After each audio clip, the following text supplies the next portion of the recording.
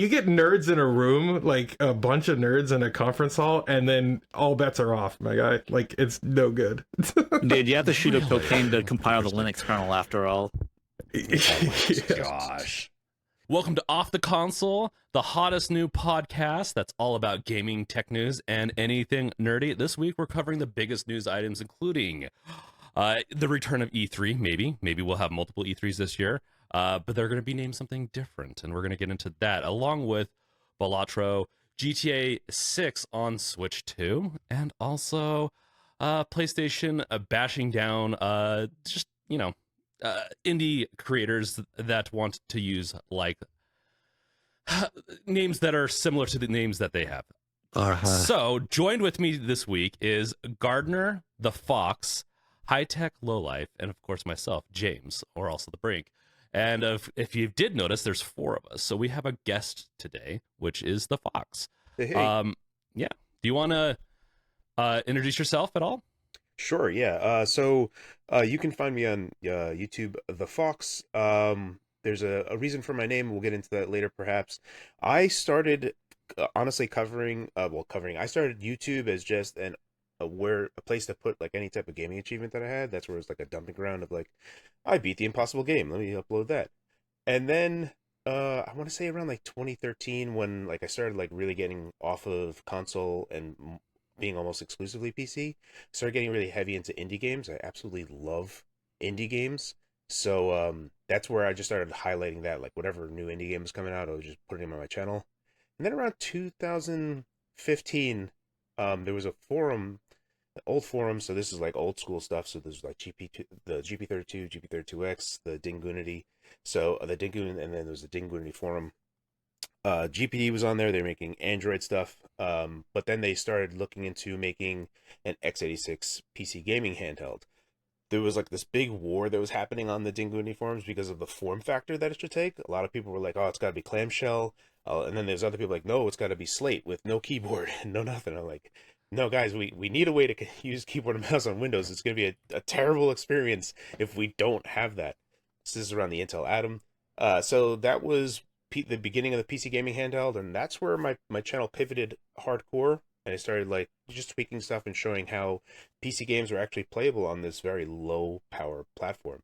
And then they just kept on evolving, and I just kept on pushing it, and eventually we went from having just one device for years to now 47 billion different devices that we have available to us in the PC gaming handheld space. So that is where I cover it. I try to take a look at it from the hardware end, and just trying to push these devices as low as possible while still extracting the most performance out of them as possible. Yes, man. Fox is an OG, man. I remember watching your channel when you had the GPD Win 1. Right. Yeah, that was... How long ago was that? Yeah, 2016 was the GPD Win 1. And that one was still using Intel Atom, and I showed off like Doom 2016 running on there, but like I made it like a 3DS version. Like I had to hack it up to bits just to get it to run. And it was playable, but there was a lot of people that started seeing the idea. They were like, did not think that was possible at all. So showing it as a possibility started like raising the, like, oh, well, that's pretty cool. Being able to play your PC games on a handheld, that's sick. And then the Win 2 came out, which was basically 2x the performance inside the same power scope. So now we're starting to get even more done, and it was a much nicer unit. So things really started taking off there. But then when the Win 2 came out, literally that was the only handheld for almost 3 years before anything new happened. So it was just, that was it. There was nothing else to choose from. I remember I had the Win 2, and I watched your channel, and I was like, it gave me inspiration on what I could do with it. Yeah. It was a fascinating time. So that was probably the beginning of it, and we just, because of the situation that we were in, we were trying to extract the most we can and make the best of the situation that we can. So it was just the handheld scene that grew out of that. We became just these absolute ninjas of trying to run stuff inside these very low power things. So we're like min-maxing all over the place. So just because of that, that's where, with the type of stuff that I'm interested in and stuff that appeals to me. So, we're right now in like another lull, right? So you think back into the GPD Win 2, there was nothing hardware wise that was worthwhile for 3 years. And we're kind of in the same situation since the Steam Deck came out. There hasn't been anything that has been a generational upgrade to the Steam Deck, no matter what it was. We have these micro upgrades, but you have to push more power into it, so it just becomes this weird trade-off that you don't really want to make.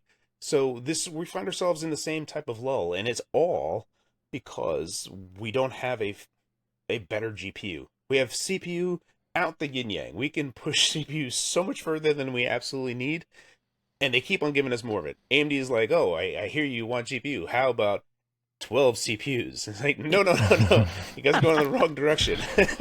We need less CPU, more GPU, but we need a better GPU. So, RDNA 4 is coming out pretty soon. It does not look like it's going to be enough. So what about you, DNA?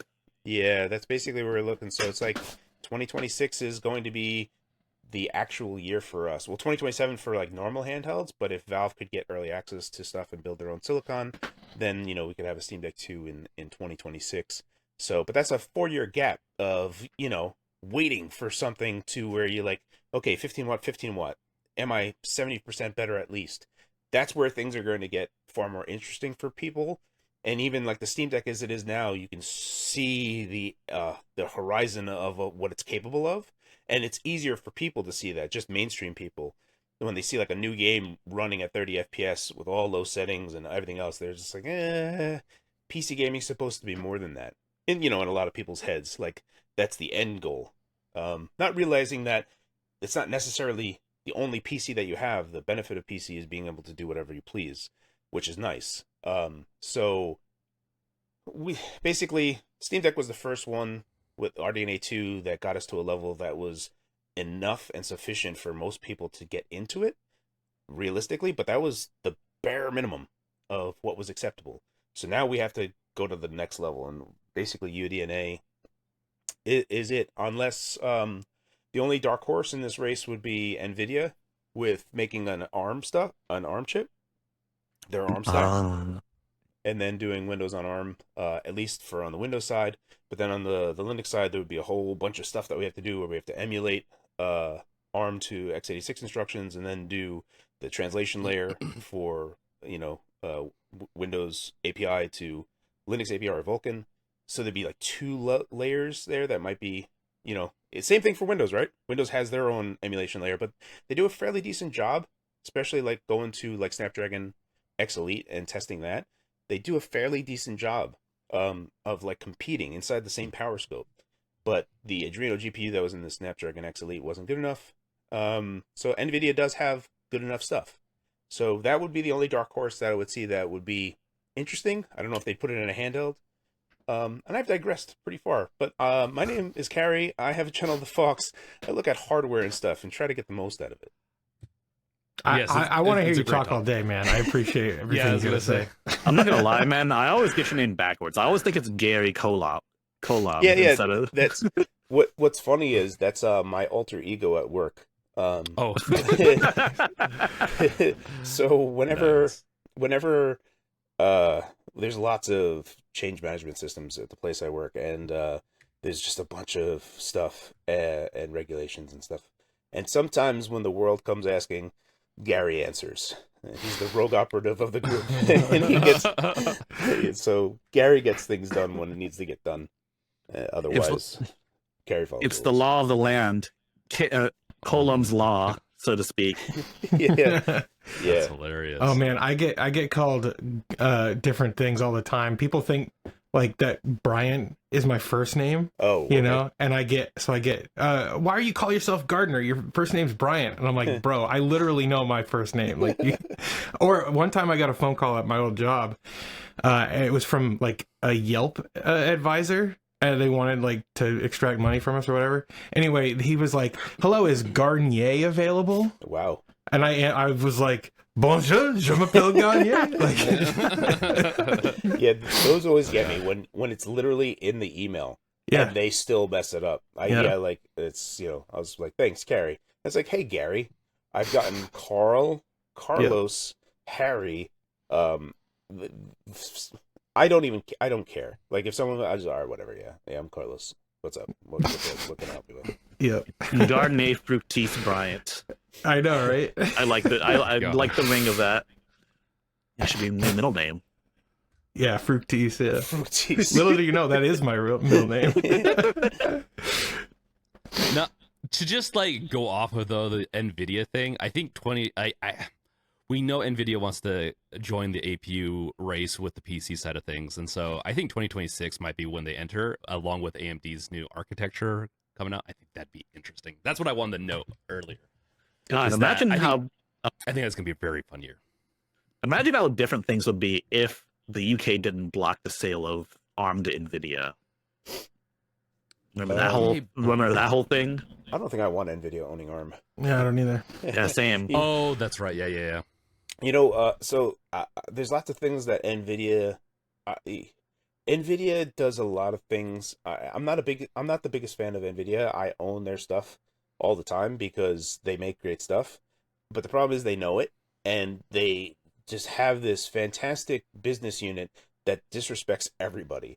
You look at all of their history of everything. They crap on their customers. I mean, look at the pricing that they have for everything and all the restrictions that they had. I remember in like 2013 or something, I was like, oh, you know what I'm gonna do? I'm gonna have Linux as like my hypervisor, and I'm gonna do a KVM QEMU. I'm gonna have that as my hypervisor, and I'll have a KVM of Windows, and I'll be able to snapshot it. I'll be able to do all this stuff, and I'll have my GPU, and I'll just pass it through to my KVM. So I get this GeForce card I'm doing, I set it all up, and then I install the driver. It's like, you have a GeForce card. That is not allowed on a virtualized system. You need to buy a Quadro card. And I was like, what? I'm not buying another GPU just to run in a virtualized instance. And that was like there's just like little things. Nvidia has since gotten rid of that rule, but they have just replaced GeForce pricing with Quadro pricing. So they still get their money. And you look at original Xbox, it was the GeForce 3. And Microsoft left them in a big hurry to go to AMD ATI because Nvidia are bad business partners. The Sony PS3, they had to put a GPU in the 11th hour. Enter Nvidia. Nvidia comes in, and guess what? Sony no longer uses Nvidia. I wonder why. Tesla cars had Tegra chips in them for a hot second. They no longer have that. The reality is that Nvidia is a terrible business partner, and they're a terrible customer partner. Like they just try to extract as much as they can from everyone at any given moment. So if they had ARM, I think it would be disastrous. So the only thing in there, you go back, you look at that thing. Intel tried killing Nvidia early on, and Jensen Huang has a hatred for Intel that burns deep. And I know him too. Well, not I don't know him, but I speculate I know what drives him. And I look at how far Intel has fallen, how little their stock is, and how much Nvidia is worth. And I'm like, why hasn't Nvidia tried buying Intel? They still have a great presence in data centers for CPUs, and then they would have the next generation of Intel stuff is going to be quite good.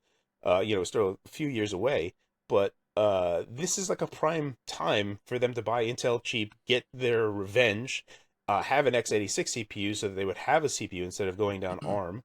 I don't think that they're going to do it, but at least AMD would still be there. There would be at least that semblance of not needing, they wouldn't be able to have a monopoly on whatever, or like ultimate say over what happens to ARM.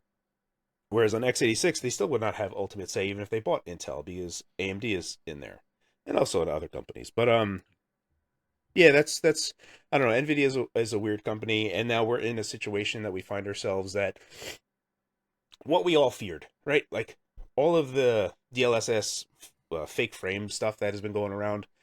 We are like, initially it was like, well, this is going to be bogus because now you have benchmarks that could boost up these numbers to meaninglessness against competitors that don't have this.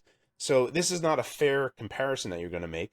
And it's like, well, just don't do that comparison. But now we're in a situation where we find that like Capcom Monster Hunter has DLSS as a requirement, right? Like it's not just an add-on, but it's baked into one of the requirements you need for like a medium setting. So now it's like, whoa, Jesus. Yeah, like, hang on, guys. You got to do a better job, at least, where I could use those features to get more, rather than just meeting your bare minimum, or whatever the requirement is. That limits the type of NVIDIA chips they can run too, right, at medium? Because DLSS 4 is only supported by this right, so they have generation. it can obviously DLSS is, I don't think it's DLSS 4 that's required there, so it's not a 50 series that's required. Okay. But it's still DLSS as a like pre-baked in thing. So this is a bad precedent just from the get-go, right? It's like we should not have the motion interpolation added into things to satisfy something. But that's interesting because man, yeah, I just wonder, we're hitting limits on what GPU growth can be like for like die shrinkage and everything. Like we're hitting limits, and so something has to be the next step. And I do think partially it's going to need to be optimized software, which is both like DLSS but also engine related optimizations, which easily needs to be done through like texture scaling and stuff like that. But there's so much more to be done, and not to force it upon us. And Nvidia, that's the thing that's giving me more and more of a sour taste, is Nvidia kind of just shoving things in our face and then taking it away later. That's what I really get tired of. There's so much Nvidia products that I've used, and then they kind of just stop supporting or caring. It's starting to feel like the Google of GPUs for me. Oh, the Google graveyard of features. Yeah, and so like Google, I'm done with. Nvidia, I'm pretty much getting to the point where I'm done with, where I'm just going to stick with AMD for a while because. Right. Yeah. I'm agreeing with you. I hate Nvidia. I think the other two have heard me talk smack about Nvidia. It's first of all, I hate their pricing. I hate that they like take every excuse to jack at the pricing, and then it never goes down except for that one time with the 3000 series. And like as soon as that released, like a paper launch, the prices just went back up, MSRP and such. And yeah, I also hate the fact that when they do it too, they essentially mock people and their customers, which is just bonkers that they're even getting away with it. But it's because AMD isn't. It's because AMD isn't doing shit like to challenge that. That's really so I can commiserate with everything, right? I can sympathize with everyone's plight and situation where we are approaching the end of Silicon. There does look to be, there was a TSMC engineer that had tweeted out, she was like, oh, we don't need EUV is not necessary anymore. And I was like, what? Really? So there, who knows what's going to happen there, but we still have, right, we went from planar to FinFET, and now we're going to go to gate all around, and then there's yet another type of process that can be done for silicon, and we're still going down, but it is slowing down, right? There are engineering attempts to do a lot of things, and then you can still go vertical, right? We're basically just 3Difying flatness, but we still have to go up, and that's a challenge, right? Like I do not envy any engineers like, oh, okay, so we're gonna just build up, right? So we're gonna go up. How do we cool everything that's on the bottom floor? And it's like, oh, we have to use like microfluids and stuff and build a radiator inside of this thing. And it's like, oh, goodness gracious, I don't want to think about having that to be my problem. So I can, unless you really like it, then it's going to be a fun problem to solve. At least there's still stuff to solve, right? But so you're talking about like 3D like memory tech and stuff that's kind of. So you've heard of like stacked memory, right? They're doing that because of the heat concerns aren't a large concern, but when you have a chip that can start pumping wattage into it, like a bunch of wattage, when you have you think of a building, right, where all of this interconnects is going up in here, but all of it is heating up, you can only cool the top portion because that's where the heatsink will try to wick away the heat. Yeah. What do you do with the column of heat that's in there? You basically need to build a radiator and have whatever microfluid can fit in there to disperse the heat up to the top so that heatsink can wick that away. So that's like the end goal of where silicon can take things, and where everything is still all about, we went from planar to FinFET to gate all around, but it's still on the surface. So these are process nodes, process tech that we're inching towards as we still try to make things smaller with EUV, the lithography method. But apparently EUV is, we can still do things outside of that. So cost considerations and everything, I'm just like, this is like speculation from other people saying things and I'm saying stuff. Mm-hmm. So we are approaching the end of it, right? And I totally commiserate because we can only go so far with yields that are coming out of there and also power usage that these things are going to take. So when you are at a 4K standard, right, and you need to hit 4K 60, that's already a tall order. So I can totally, like, you saw the beginning of it with ray tracing, when they wanted to do ray tracing, but they kind of did it because of the AI components that they had, where they can do denoising at a fast rate, right? Because I don't know if any of you guys have seen, like, if you try to go in Blender or anything and just try to, like, render something, you can see all the Yeah. noise that is created from a ray traced result. As it's building up the scene, it gets less and less noisy. So ray tracing, as a result, was like these very few scattered rays, a totally noisy image, but then this GPU subcomponent could denoise it fast, so you could get ray tracing, not full path tracing and all the other stuff that would take a lot of time, and you just fill in the gaps, right? There was problems with that because I got a little feedback. There's problems with that because of how any type of motion that happened in it, like Minecraft was a big one, right? Whenever you'd have like the guy punching Steve punching, as his hand was coming in and out of the frame, you would have this blurring, streaming mark because the thing would be filling in, right? So there was visual abnormalities and problems. We keep on working on that. So the whole part of what we're doing is everything that Nvidia has done with the 50 series is just beefed up the AI components, the ML subcomponents, to render things at a lower resolution, upscale them to 4K, and then also insert fake frames in between it, because that is a cheaper, easier solution than actually trying to raster that. You know what I mean? Build that. That's a hard task, and I sympathize with the people that have to do there, but I feel like that whole process that we're doing should be extras, trying to get more out of it rather than this is what we need to do because this is where we are. So I don't know. It's interesting because they could be more honest about it. I think they're putting too much marketing jargon into it and overselling things where they go like, hey, we're going with these next steps. We are the leader. We're just going to try to do a couple of things and be very honest about it. Because I think I think sometimes we get a little too critical in the tech community about new technologies that like, hey, sometimes they need to mature. Let's let them bake. Let's let them do things. It sucks that DLSS 4 is being required or has some of these setbacks, but it is a really cool piece of tech in my opinion. Yes. It's just it might need more time to bake because predictive generative technology is pretty interesting. It's just gonna take time, and like with the 50 series cards, really they just bumped up all the cores on everything. That's how they got their their performance increase, which they could have done that a generation ago. So right, but it's how do you so this is like largely a problem where AMD finds themselves, and again I can sympathize with everything about it. It's just that it's somewhat defeating, and I've said before around like other places that Apple with the M1 found themselves in a situation where the engineers were allowed to continue going, and no one from the business unit from Apple said, well, what are we going to sell next year? Right? Like no one from the business unit ever came in there. Engineers just went ham on that Apple Silicon. And then they came out with it and it's like, oh yeah, we got the best stuff. And it was like the first time in history that any Apple person could be smug about the hardware of how good it was. It's like the first time in like 40 years, right? Like they're like, oh, finally we have better hardware. And it was true. And the problem was that they made something so good that no one wanted to buy the next thing. Like, well, why do I need that? This thing is as fast as all get out. Like everything I'm doing, I'm super happy with it.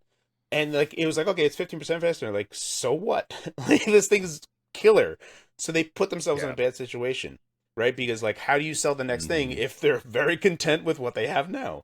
So I commiserate with all these companies because for sure their business unit is coming in there and it's like, well, what is Intel doing? And it's like, well, they don't have anything. It's like, okay, well, let's not do anything for us either. Let's just incrementally bump this up in some nonsense way. So they've been like, AMD has just been doing like laptop chips for so it's like, every type of handheld that we have that is not Steam Deck is effectively just a handheld APU that is stuffed into a handheld. And it's compute heavy, not gaming heavy. So it has this GPU that's monstrous, and it's given a straw for fuel to deliver it. Like, so you have, okay, you have, oh, all right, you look at HX 370, right? It's 16 CUs, 2.9 gigahertz. Absolutely outrageous, especially for RDNA 3.5. We have so much, like, compute wise, teraflop wise, we're in like the 5 teraflop area, right? Half of a PS5. And we're not getting that in performance because we're feeding that memory via straw. So we can get there from compute. Basically, if you have any type of job that can fit inside of the cache for the GPU, it'll get that done. But if we are constantly feeding data to it, if it has to go over that bus, we're screwed. We're just choking this system like crazy. So we have that, and we have too many CPUs, so we're spending power on whatever that is, and they don't power gate as good as ARM does. So it's just all of this cruft of being able to push compute faster for like laptop purposes, and we're just doing it in a handheld and trying to compensate for all this crap. We could be in a better situation today if AMD just made a handheld chip, right? Like if we just had a really good RDNA 3.5 GPU, a smaller CPU, and 256-bit memory, we could today already be in a better spot, or even 192-bit. We can be in a better situation and just figure out power a lot better. But they don't want to do that. So it would put, if they make something that is good, too good, how do they sell the next thing? So we're with this long bloated process to get to UDNA before they can sell us UDNA, and we're still in this kind of quagmire of trying to live inside of this space. So until there is proper competition for AMD, they don't need to do anything because they are the bringers of what it is for PC gaming handhelds at the moment. And this is where competition is important, is that it drives people to have to be innovative, and Nvidia and AMD have been very iterative, not innovative. Which is, it gets to a point in the life cycle of companies where it can be like that. But yeah, I definitely think AMD, it's really hard because I definitely think some like plays in architectural differences would be really fun to see, like how different they could be. But I don't know if we're going to get that until Nvidia enters the APU world, and then we're going to start seeing some weird stuff. And just to like put a final point on this, because we still need to get into what everyone's been doing or playing. We'll get past the intro. That I am curious, in a very short description, like what do you think of the M chips from Apple? Like those are like, I've been really impressed with how good the M4 chip has been. Yes. Yeah. I don't like Apple as a company. I've never really liked Apple growing up. There's just lots of things that just the ways that they do things. I mean, the N key on a keyboard would go to the end of the file instead of the end of the line on Mac. Yeah. It's like, what? Yeah. What good does it do me for me to press N and go to the end of a file? Go to the end of the line, please. Yeah. Be normal. And it's like, I don't want to think different. I want to think the same right now. Just please do this. So there's lots of things that growing up with Apple has like same. Yeah. So I used to hate Apple a ton. Now they got me with their everything just kind of works. When you get to the M line, the M1 series of Apple Silicon, I'm saying this as someone that does not like Apple. They were banging on all cylinders. They made fantastic hardware. When you look at the M4, especially all the iterations, and again, it's the same thing that I was telling you guys about, of if we just had more bandwidth. Apple did that. Yeah. Apple did that with the M1. They had 120-bit wide for their baseline. They went 256 for their Pro, 512 for their Ultra or Max or whatever. Yeah. So they just joined two Pros together and just increased the bus. And that still had really good power characteristics. The reality is that you can have good power characteristics. You just have to handle the memory, which AMD does with Halo Strix. They handle that automatically as well. It can go very low power. It's just very expensive. Well, they also software, it makes is a big play in a lot of this, and that's why I think with not only does hardware like with AMD and Nvidia need to be improved and have efficiencies put in place, and obviously like bus and all that, but also like software and just engines and whatever it is needs to be optimized, which I definitely think I give game developers a lot of like leeway on this, but we have a lot of work to do in optimizations in the software side of things. I also think Apple does a great job of optimizing their garbage collection and everything else inside of the operating system. So it's so when we all right, so software insofar as where it's gotten to us right now is out of control, and their own standards for interactivity are insane. Like some of the things that they have as allowability is like 500 milliseconds of responsiveness, and it's like, what? 500 half a second? You're insane. So there's whatever this stuff is of like whoever got there, it has gotten off the rails pretty big time. But who cares? Like I don't need to use Windows. I'll just I can go to Linux. I can fix my problems there if I want to. And there are people, especially with all the layers that we have there. It's a fantastic experience to even be on there. At the very least, we do need good hardware to take the software to the next level. And the M series of chips, ARM's benefit of all of its power gating and everything is much better than what x86's power gating is. And that's really the differentiator. In the performance scope of these things, they are quite comparable depending on however the engineers design the chip with caching and all the other stuff. But the reality is because ARM can power gate off whole sections wholesale, that they can really fine-tune power in a much better way. And we're in a bad situation where x86 has moved away from using S3 for suspending the RAM. Now we have the whole goddamn chip still being powered so that we can do modern standby, and it's really crap, just terrible. So there's a lot of things that need to get fixed there. To answer your question, I think Apple's M series stuff is fantastic, and it's something that we should strive towards, but with how they have to sell us products, we're probably years away from getting to something that's like an M series chip inside of the Linux, inside the x86 world. That's the thing. Like I want an M4 style. Obviously, every year they're gonna come out with probably a new version, but they'll start to do the iterative thing that Nvidia and AMD does. But the power management and just the way that this chip set works is so awesome. Yeah. But I'd love to see it in a Steam Deck esque thing. So ARM would be very interesting to see it inside of a Steam Deck. And I know that Valve is starting to support ARM a little bit more with yeah, they have a lot of good with Proton. And so but we've got to put a a nail in this topic, because this is a fun, I love this topic, but we got a good roster of news to get through. But did you want to finish anything with No, just to answer your question, I think Apple's M series silicon is fantastic, and I wish that other companies would just take the jump and just create a new tier that they have to compete in instead of slowly dragging ourselves there. Yep. Yeah, that's one day. I agree with you on that. One day. Man, they could with that M chip alone, they could make so many good products, but they're so controlling. Okay, so this next segment, or in the intro, we like to talk about what everyone's doing or playing.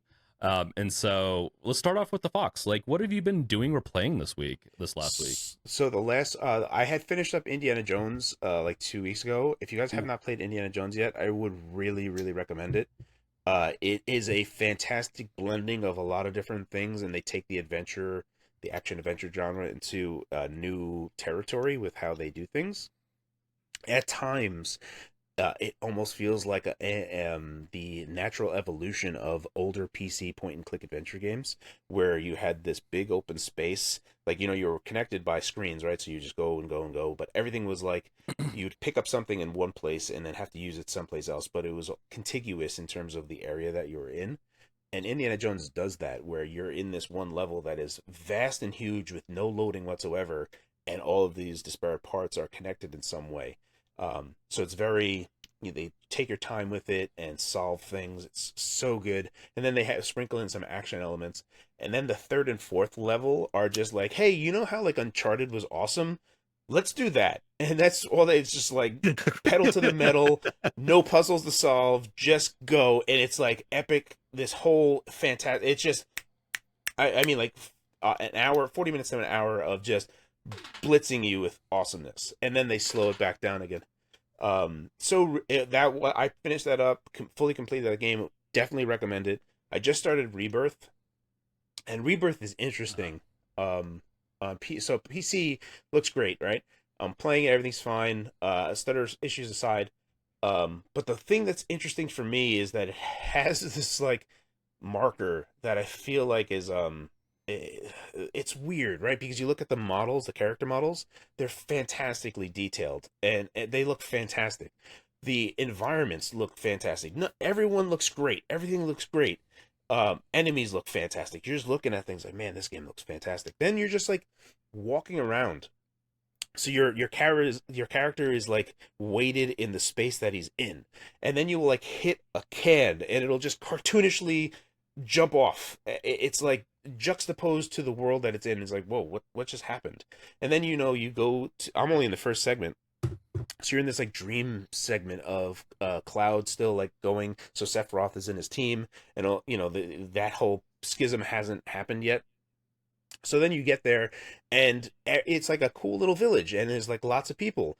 But then it becomes very, very Chuck E. Cheese like, where they're all just on a loop, and then it becomes super creepy very fast. And it's like, I wonder what Sephiroth is doing on this hour. I wonder what Sephiroth is doing on this hour.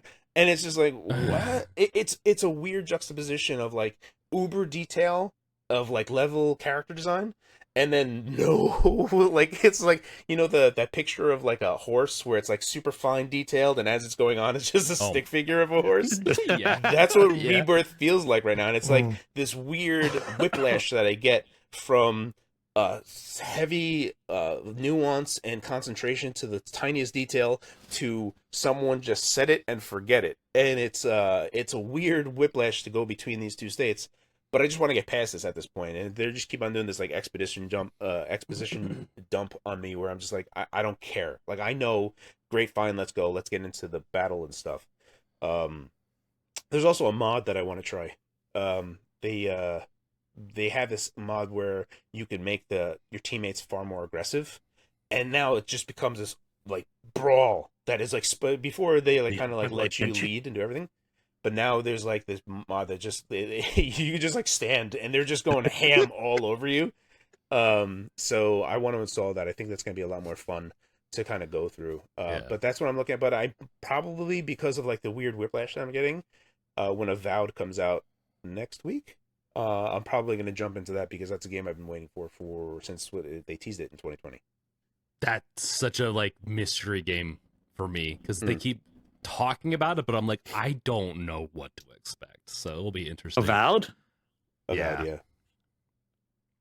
So I found this out from Twitter from the Fox mentioning it, but I didn't know that you could connect Game Pass to Battle.net and play Avowed that way. Yeah, so this is going to be one of the few ways that we can actually play a Game Pass game with your Game Pass subscription on Steam Deck, it looks like. Supposedly this was also doable in Diablo 4. I already own Diablo 4 on Battle.net, so I never was really able to try this. But this is going to be what, reading it, it seems to suggest if you have Game Pass and you link your Xbox account to Battle.net, Avowed will show up as installable, like you own it if you have a Game Pass subscription. Which means that Battle.net works on Steam Deck, so you should be able to just launch up Battle.net, install Avowed via that way if you have a Game Pass account, and then play it on your Steam Deck.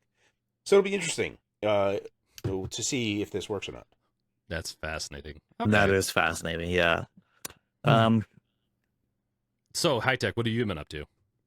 Well, as you know, I've been on this months-long crusade of trying to 100% Balatro.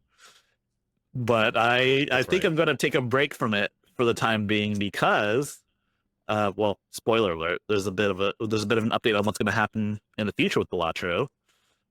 But other than that, though, I've been playing Marvel Rivals, and I actually decided to start up Ender Magnolia. You guys ever play Ender Lilies? No.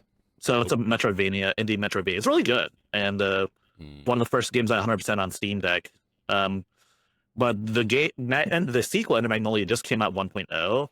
I had an opportunity to play it early on, early access. I was given a key, not sponsored, by the way, I should mention. But I played it like the first level. I was like, it runs on Steam Deck really well, so I'm just gonna wait till the full game releases to like actually start playing it for real. Mm-hmm. And now that the game is out, you know where it is. Now that I'm just gonna take a break from 100% Balatro, got a lot more time to play other games now. Nice. Yeah.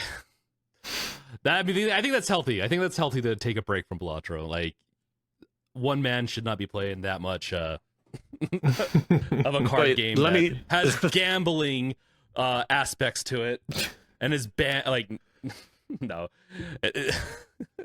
That's an ode to our last episode a few weeks ago. Yeah, I've spent 142 hours in Balatro right now. Nice, solid amount. Almost. That's I haven't 100%ed it yet, but we'll see. I mean, I 100%ed Witcher 3 and all the DLCs in like 200 hours. So that's a lot of gameplay that you're getting out of Balatro. I know. That's good. Gardner, what have you been up to? I have to admit that I sinned this week. I broke my rule. I said I would never buy another Electronic Arts game, and I did. What'd you get? I saw you were playing it earlier. Yeah, you did. You know, High Tech. So I bought the Sims and the Sims 2 Legacy Collection because they're two of my favorite games of all time. I mean, if you can't tell, I own the physical copies. I absolutely love these games. And so I bought the Legacy Collection on Steam, and I've been playing the shit out of it, and it's so much fun. I really miss The Sims 2. I think The Sims 2 was peak awesomeness, and the Legacy Collection, it works really, really good through Proton. I'll say that, which you can't say that about the Windows version. Yeah, that's pretty fun. And also, I've been working on another video that's coming up, and I'll just give you guys a preview. I'm 3D printing stuff. I don't know if you can tell what this is. It looks like a heart, but it's not. But yeah, this is just a small preview. This one might give it away. I don't know if you can tell what that is supposed to be. No, probably not. That's the that's an controller. Yeah, Isn't James it? sent one of those like a while ago. He 3D printed on his own thing. Yeah. So I'm working on a video about 3D printing Steam Deck accessories. So I've been doing a lot of that in The Sims this week. I need a 3D printer. I need to get back to that. I've done a video on Steam Deck 3D printed accessories, and I need to get back into that. Dude, I need a 3D printer, period. I know I would probably... Yeah, it is a lot of fun. I'm just having trouble justifying what I would do beyond, like, some random shit I see on the internet, to be honest. Yeah. It's both useful and not useful. It really depends on how much you're going to get out of it. Well, yeah, that's the problem. I probably have like 10 pounds of 3D printed stuff just on my desk here. Like I print little like holders for my phone or like organizers like this. Like legit, dude. I have too much 3D printing stuff. So I have a question though. When you 3D print things and sometimes they fail, oh yeah, can you recycle that plastic? It's possible. Yes. I don't have the means to do it, but I've been saving all of my failed prints as if I could recycle them.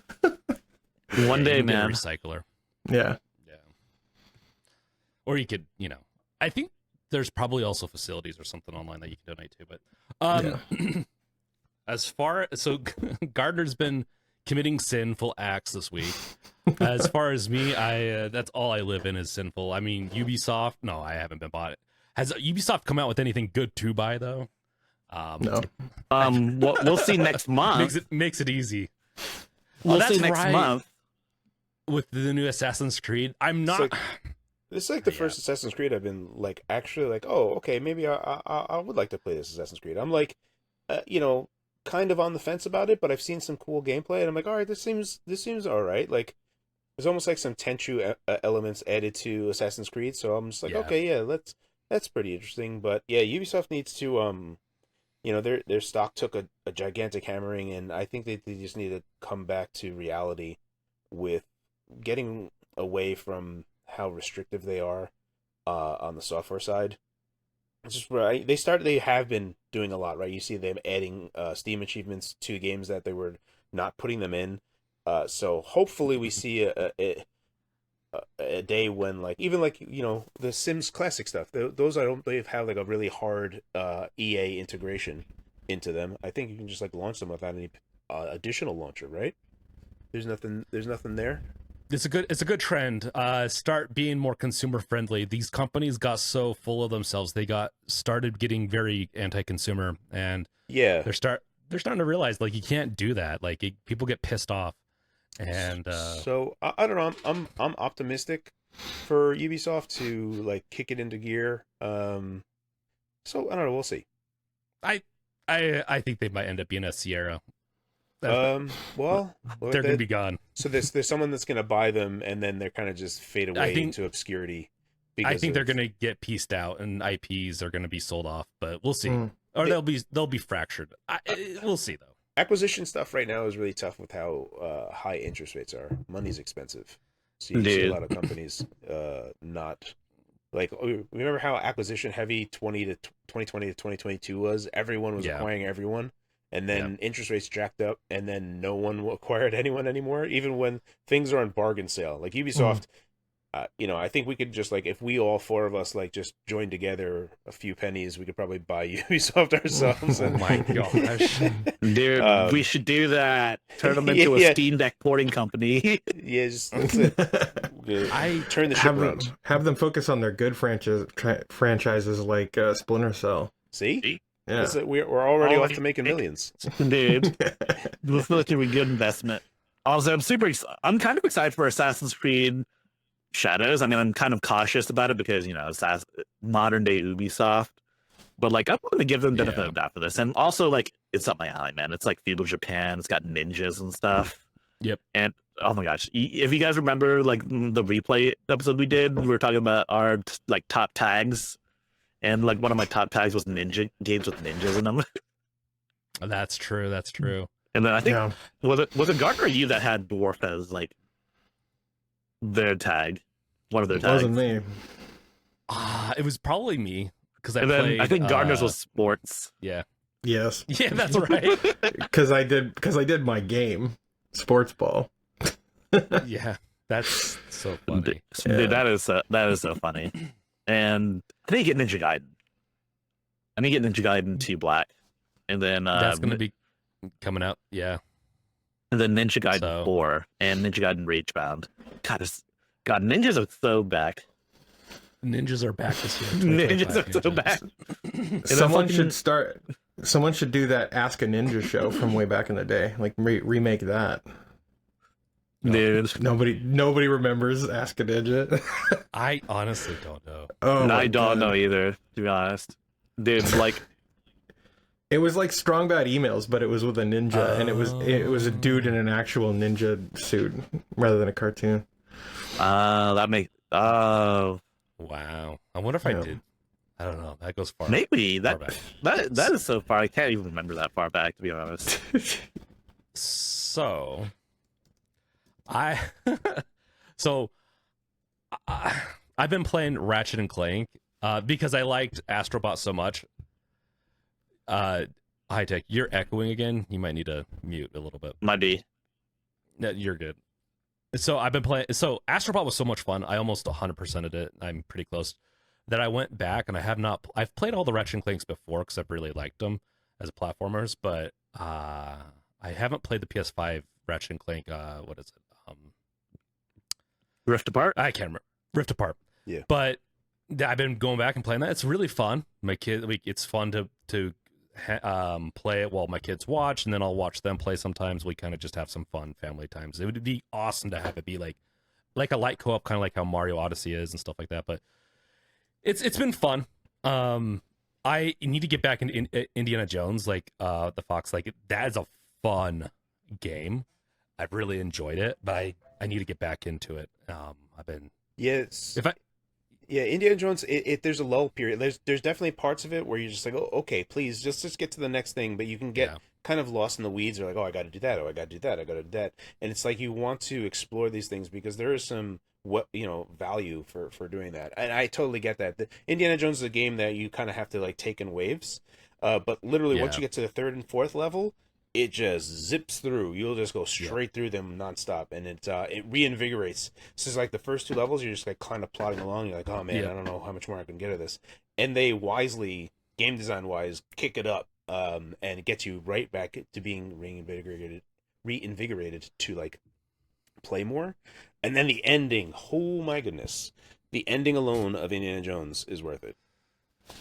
I can't wait to get to that point. Every time I touch my computer, I'm like, okay, I'm working on my project I'm trying to get released here in the next week or two, which I saw like relaunching my website. But then I want to play the game, but then I get my project's up and I start working on my project again.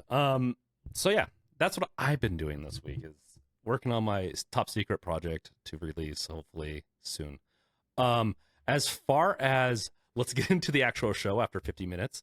But before we do that, make sure to like, subscribe, bash that bell with your whatever you have on hand. Me, I usually say crowbar, as I'm a huge Half-Life fan, if you can't tell. But if you're on another platform like Apple Podcasts or Spotify, make sure to follow. We also you can follow our RSS feed at podcast.subscribe2.me. Also, we believe in the Fediverse. Gardner's been very kind to us to set us up on the Fediverse.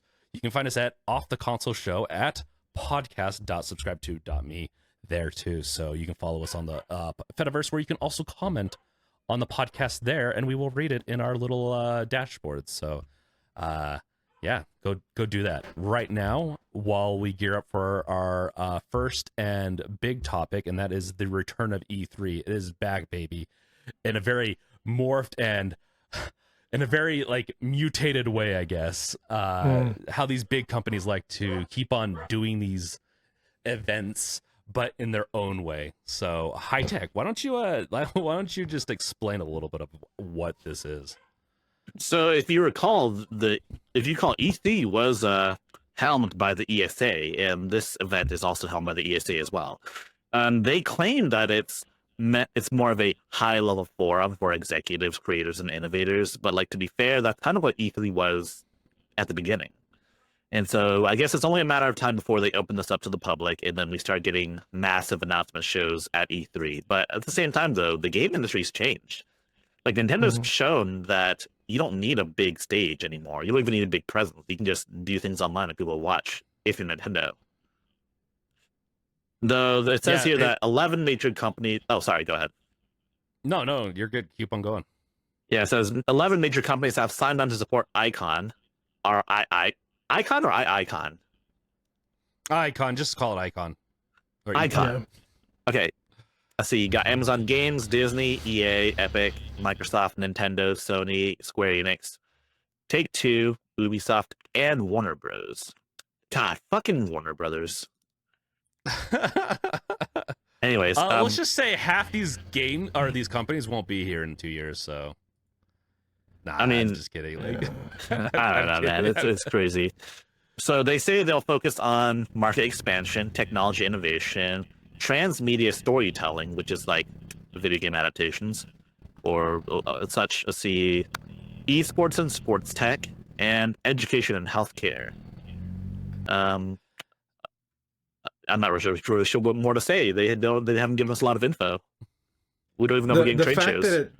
The fact that it says it's a high-level forum for executive creators and innovators makes me think this is E3 for tech bros. Yeah. Hey. Here's my thing. With E3, it was really fun. I went to E3 a few years ago. I don't know how it was like on its last year, which was we didn't have an E3 last year, right? So no. 2023 was the last year of E3. It ended on a 3. And so when I went, it was really fun. And we really need more like mainstream conventions like this that are more open to everyone, not just to the media. But E3 was kind of open to everyone, but you kind of, it was a little bit, you could get in. But it was... It's fun to go to it because you get to see it's like Comic-Con, but just fully with it's kind of like Comic-Con, but like fully game related. And having it be like IICON definitely feels like a very business oriented event or convention or whatever you want to call it. Like that, it doesn't feel like it's going to have a lot of life to it. It feels like executives are going to make this, and you know what game executives do? They essentially just kill things. Like, that's what it feels like. They kill the industry more than anything. true that, but having them all in one place means that we can see how they react in the wild. If we were to say present ourselves as media or whatever, and then go in, I don't know. Honestly, I've always wanted to go to E3, and I was really sad. And I know E3 was dying like towards the end of its lifespan, but like, man, that was so sad when E3 died. Yeah, well, so E3, I remember E3, so there's the E3 of the old, right, where it's the cocaine-filled, like, crazy debauchery type of E3 that made E3 E3.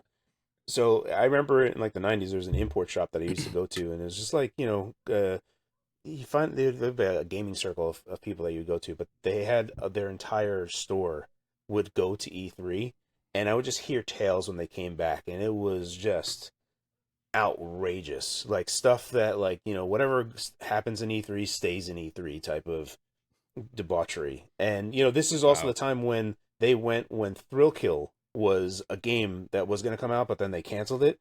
But Thrill Kill was at E3 and they were demoing it, and so it was that type of tier, right, where you had like the 90s extreme marketing still existed, and it was just crazy nonsense marketing, and no one's saying no. So it was like the tail end of the 80s still going into the 90s, and then that was just no longer appropriate, and they didn't know how to adjust. So it became this shell of its former self.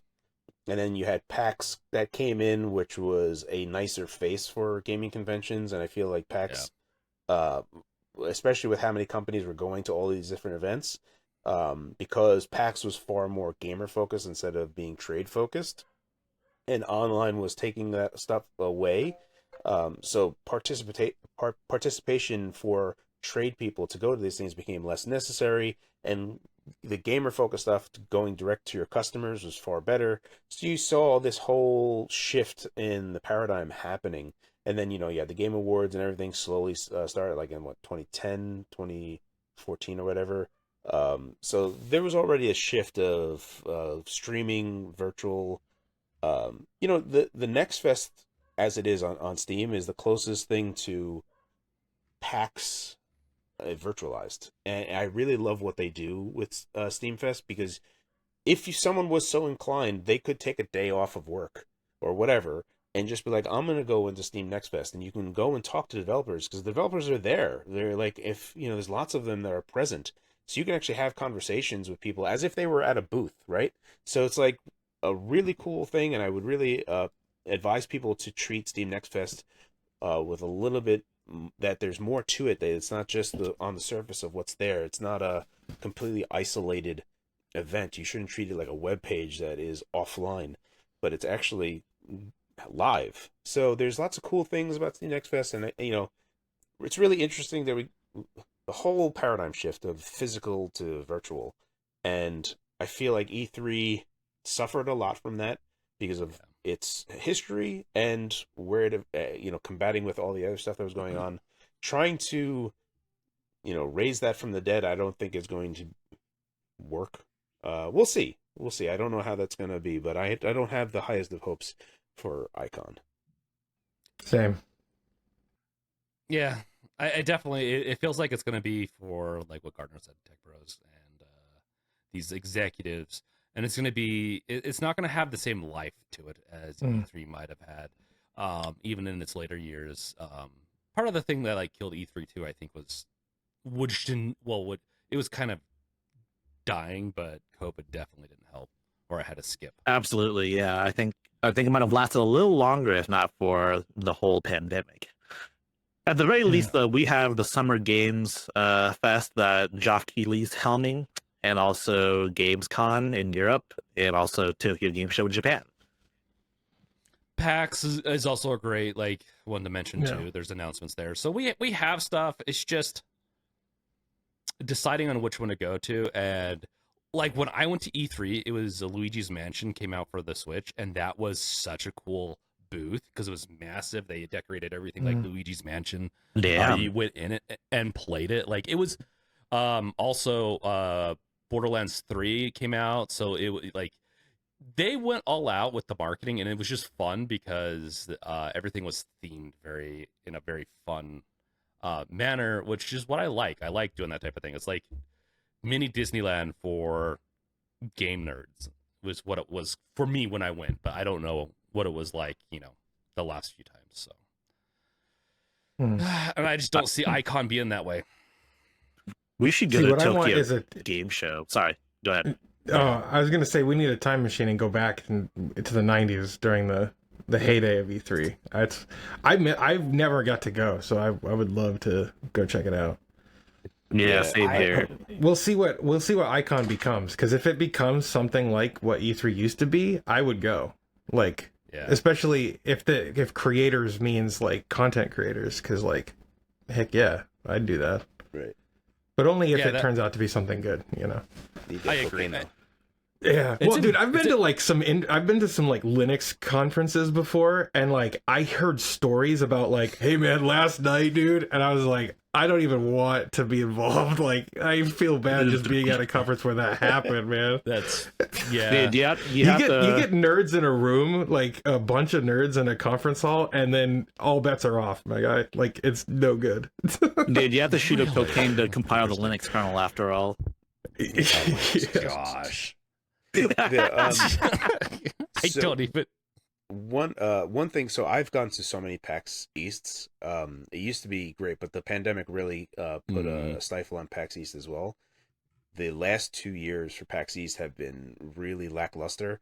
You can, if it's just expense, like, again, if we ever get to a point where interest rates get really low and the value of the dollar, like in terms of getting a loan, is like, okay, whatever, yeah, let's just get money.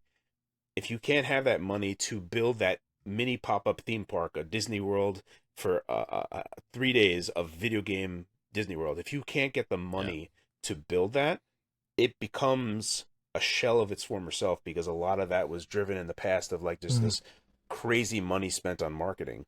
So it becomes a palpable feel when lots of booths are not rented out at these places, and it becomes these pockets of emptiness that used to be wall-to-wall people, wall-to-wall booths. So it starts to have this like effect where you're like, man, this thing feels like it's dying. And PAX East does feel like that, but this year I'm excited to go to PAX East, and I already got my media badge, but only because Nintendo's going to be there with the Switch 2. And shit.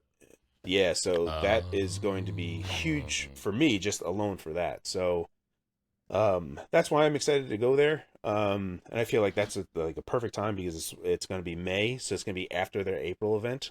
So I really feel like they're going to come with guns blazing for PAX East. Not to mention that Nintendo always historically does good booths at PAX East, and they have like lots of nice feelies, like in terms of pins and stuff that they give out.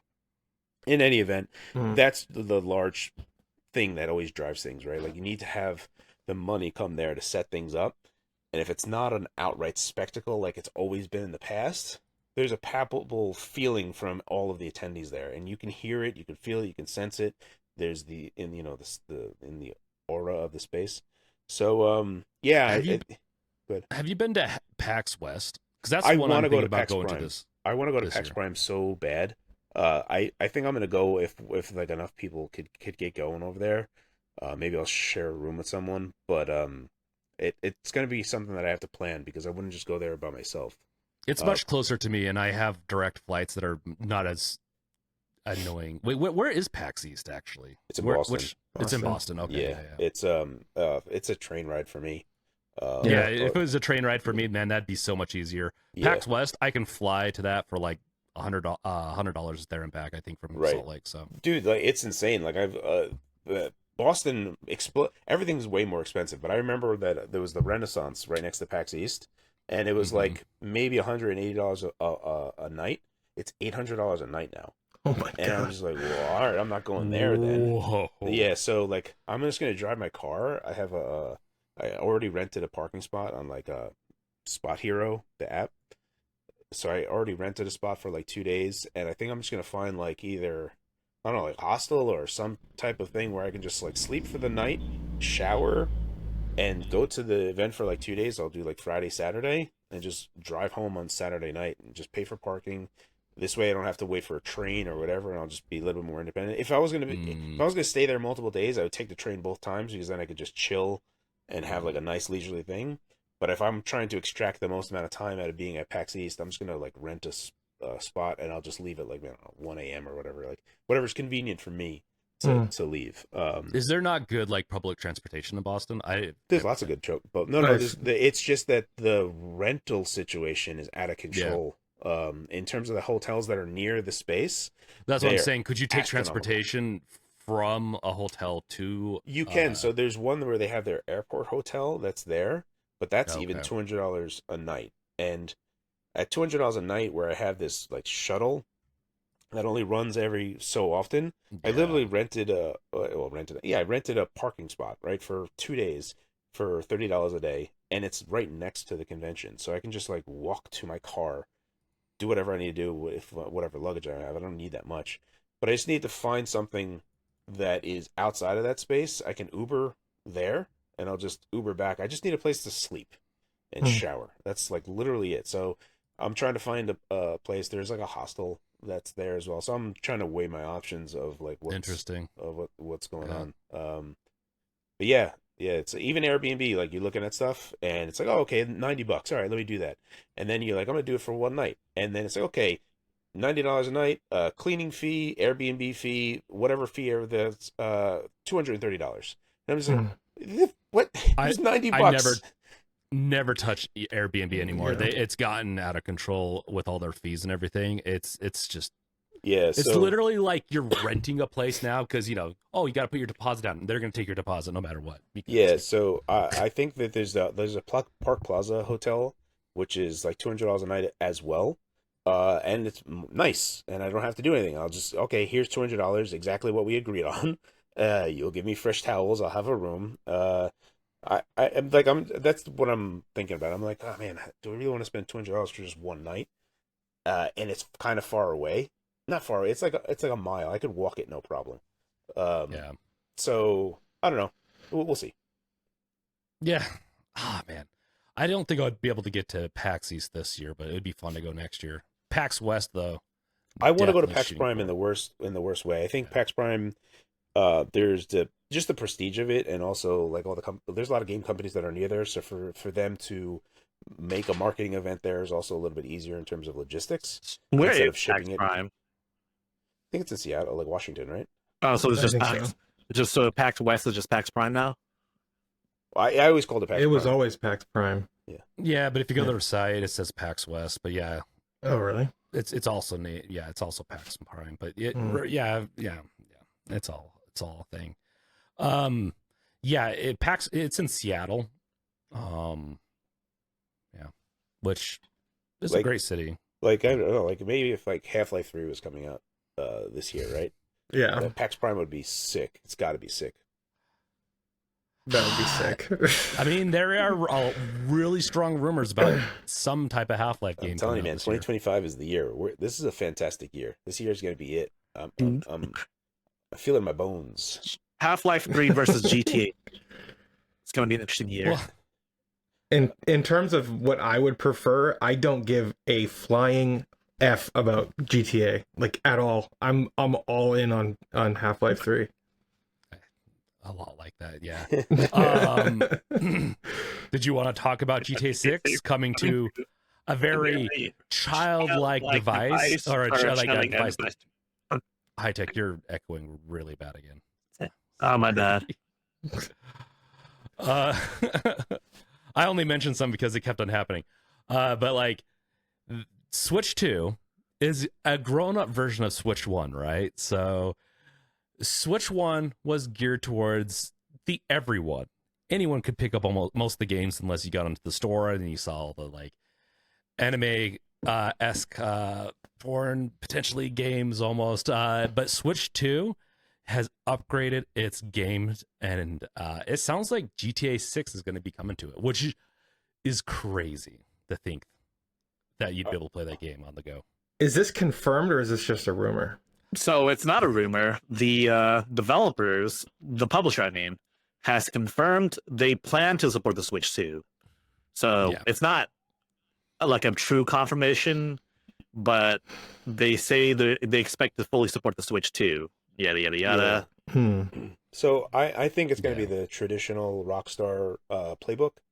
What they're going to do is they're going to come out on Xbox and PlayStation day one, and then a year later they're going to come out on PC, maybe Switch 2, and then a year after that they're going to triple dip on Switch 2 and possibly PS6 and whatever, because they have to make you have to have 4 releases for this thing, like just like how they traditionally always do it, right? So it's the smaller release on console, even though they could do PC day one. PC day one's going to be a year later, but it's going to be the only option to get to 60 FPS. So then people are going to double dip to that to just get the better experience. So then that's how the traditional Rockstar playbook of how they always do things. I do think that we'll see it on the Switch too. I think they could bring it down to there. So I don't know. It'll be I think it's hopeful if they can optimize it and keep it on the same build or whatever for the Switch 2. So if they can build it for the Switch 2, I'm hoping that those same graphic settings would be able to translate over to Steam Deck and Steam Deck 2. We'll see. Definitely when GTA 6 first comes out, I don't have a lot of hope of it running on Steam Deck, but it definitely gives me hope that it will potentially work on that. But I gotta say, sorry, what was that?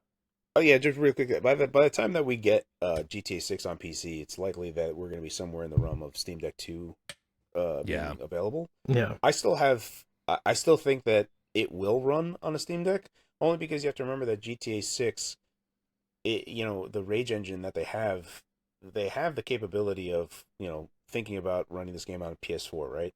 And I don't know where in their development cycle they were when GTA 6 was, but the development cycle for GTA 6 has been forever. So the consideration of what platforms they were going to run on, I think, would have included that cross-gen PS4 tier. I don't think it's going to be there today, but where the Switch 2 finds itself sitting with its better CPUs than the PS4 and Xbox One series, those AMD Jaguars, they were terrible. The A76 cores on the Switch 2 are superior. It has a competent GPU, and it has a lot of RAM. So inside of that same scope of, do you think GTA 6 is going to come out on the Series S? I think yes. And I also think if it fits on the Series S, then it can, in some degree, fit in some scope, even if they're doing a rather intense sub-resolution and then upscaling with DLSS 2. I still think that this is going to be a firm possibility, that it's not that much of a stretch for them to make a Switch 2 version. I just don't see it coming day one. I see that as a double dip somewhere where people are like, you know what, I want to own it on the Switch 2 as well. Because Grand Theft Auto 5 sold like 200 million units or something. It just keeps selling. It just doesn't stop. It's usually, you can expect it releases based on the number they're on, right? So GTA 6 is going to have 6 releases in its life cycle, probably. Right? Yeah, exactly. exactly right. That's the playbook. Whatever the number is, that's how many releases there are. So do you think the GTA 6 isn't going to release on last gen consoles? Because do you think the install base of current gen is enough to sustain the numbers that Rockstar's looking for? Like PS. So PS5, like PlayStation 5. Yeah, PlayStation 5 is what, 70 million units right now. Is it really 70 million? It's 70 million, yeah. Wow. Damn. Okay, I didn't know that. And Xbox is half that. It's like 40 million. So I don't know. There's guaranteed to be a lot of overlap there where people. So, is there an addressable market of somewhere in the realm of like 100 million? Probably somewhere in that realm. They have like 100 million units. Obviously, the Switch 1 is not something that GTA 6 will support at all. So the Switch 2 will have 0 numbers. As an install base for them to target at all. So it makes no sense for them to have GTA 6 when people have to buy it. So there's this lag of how fast Nintendo is going to sell and deliver, which I think they're going to go fast. But in the reality of things of like how that scales is still like, the same trajectory of where, at best, what Switch 1 already did. So if they were worried about install base, they would be releasing on PC day one. Exactly, yeah. What they want to do is drive hype probably and release multiple cycles. So yeah, absolutely. I just don't know if they're going to support PS4 and older I don't see it. generations. I don't see it At least happening not either. off the bat, maybe, but Okay. we'll see. It could, well, it could also run into the issue of like a Cyberpunk. It's easier to support the newer, and then maybe they could support the older later. But because there are still refinements that will have to take place. I've seen GTA 6. We all seen the trailer. Like, if the gameplay is like that, then depending on how well they've optimized it, I just don't have very big hope that it would run on a Steam Deck. Steam Deck 2, yes. Switch 2 with some heavy optimizations, yes. But Switch 2 is going to have a lot of limitations, which hopefully with those optimizations, it will translate down into the PC realm. But like always, I do think because of the nature of what GTA is, and in the past of how they've had to get it to work with Steam Deck, like with GTA 5, I believe in the early days, mods will be the go-to, I think, for a while to get this to work really well. Makes sense. Yes. I'm actually optimistic on at least hitting like 800p with some type of upscaling and 30 FPS on the original Steam Deck. I think that's I'm fairly confident that that's going to be a possibility. But definitely, it's the same situation for a lot of modern games that we find ourselves for the Steam Deck, right? Where it's like low resolutions, low effects, 800p upscaled to 800p, 30 FPS, and hitting that. I'm fairly optimistic on that at the very least. I don't think that's going to be a very super worthwhile experience. And I think Steam Deck 2, hopefully, like when we get to UDNA and Zen 6 and whatever else they're going to be able to get to, the idea here is that for Steam Deck 2, right, there needs to be, since I am of the belief that Valve will be in a position where they're like, okay, we're going to spend money and get a custom chip. This is a very expensive thing, but we're going to get to a position where this piece of hardware that we're going to be buying is going to be driving a whole layer of hardware for us, right? Like this is a critical component of what they're going to be able to drive if we think about Fremont, right? Not just a handheld, but also something that could be a set-top box. Yeah, it's like potentially. So with Deckard potentially being, if Deckard were to house this chip specifically, right, being able to go low and something else, it's likely that they're going to use some ARM chip and then do a wireless transfer from Fremont just to maximize power on the headset, reduce the weight of it with a smaller battery. This is really where, that's really the VR problem, right? Like you can totally put on whatever this x86 chip potentially could be, like a Steam Deck 2 APU, right? And the heatsink is fine. You can do 15 watt. Okay, that's not a problem. But then where do you put the battery? Do you put the battery in the headset? There's like this limit of like under 1 kilogram that you have to be for a headset to be comfortable at length. So then what do you do? Do you have like a tether going down to like a battery bank that's hip clipped to your hip to deliver power to this thing to reduce weight? All of these things add a lot of complexity, and I think the reality is that if you do a lot of things where all of the inputs and everything are handled on the device itself on like a nice ARM chip that is not going to be as power demanding, and having a smaller battery directly on the device make it easier to get into, because that's the big thing, right? That's, I think, the number one thing that everyone addresses as the prime concern for VR is being able to jump into it. And the one instance, the example that always comes up is like, well, imagine if your smartphone, if you had to like take it out and you had to like flip it open and then do something else and then press another button just to like jump into it. Every second of how long it takes to get into something is friction and a barrier for people to engage with something. So unless it's instant, jump in, power it on, and it's connected and everything's running, this is the bar that you need to hit, where making it seamless for people to jump into is very, very important. So having an ARM chip that could wake up instantly, jump into it, sit power while it's sleeping, jump into some instance that it could connect to Fremont or whatever, all of these things can like happen in tandem, right? You can have like a sequence, a cascading event of things that are springing into action while you are still engaging the user in so far as a VR world that they're sitting into while something else is happening. There just needs to be this user experience thing that is not waiting for something to happen. I think this is my journal flow. I have no idea. I'm just speculating here, but that's just where I feel like things need to be. In so far as that, I still feel like this one APU that they're going to buy needs to be flexible enough that it can boost in power a lot for a set-top box, and also sit power or dock for a handheld for Steam Deck 2. So this one chip is rather critical, so spending a lot of money to get this thing right is where I think that they will go, but maybe I'm being too optimistic. Yeah, I'm really curious in AMD's play on ARM, because I know I've seen the roadmap. They are going to be doing some ARM play this year, some arm wrestling, hopefully, with the chipset. So it'll be interesting to see if it influences how Valve does things, because ARM is, I think, the key for the CPU side of like power efficiency. So I'm really curious to see if that ends up being a thing. I really think it would really help the next Steam Deck, but compatibility wise, they need to start really working on that in the Proton layer, right? Yeah, so that is totally a possibility. AMD can integrate with ARM. They already have. So the ISOstack is something that they've done before.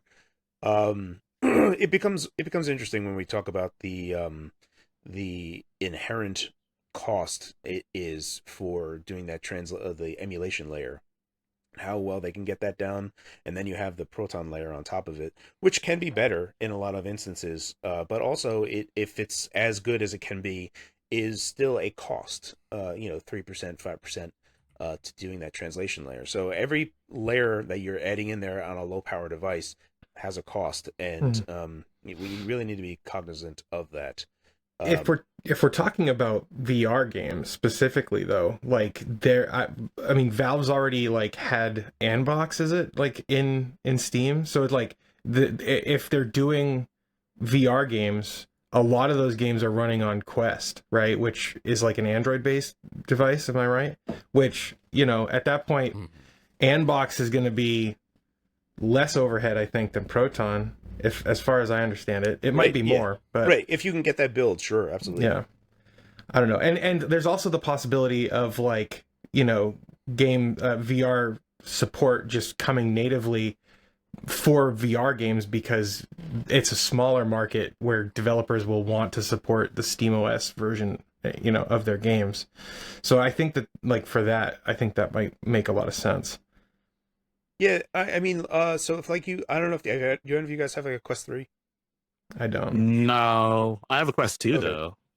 So Quest 3 has a newer feature in it where it integrates with Windows 11 in a much better way, in a way that is very Apple Vision Pro like to a Mac.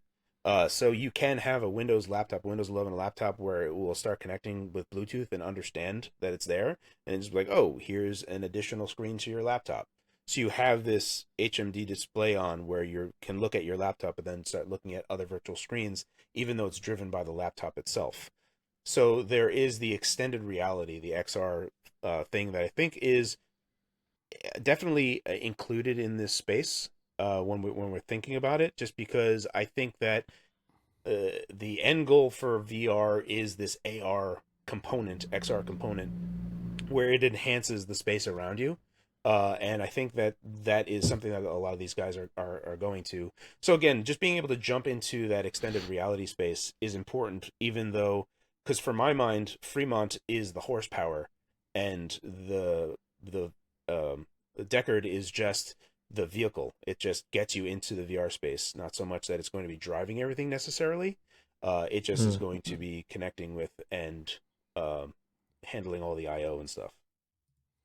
Okay. That makes sense. So, to just kind of get us back on track with our next topic, this is great stuff. This is great stuff, Fox. And speaking of like optimizing, the CEO of EA thinks that Veilguard needed to be a live service game. That's why it failed. It was not a live service game.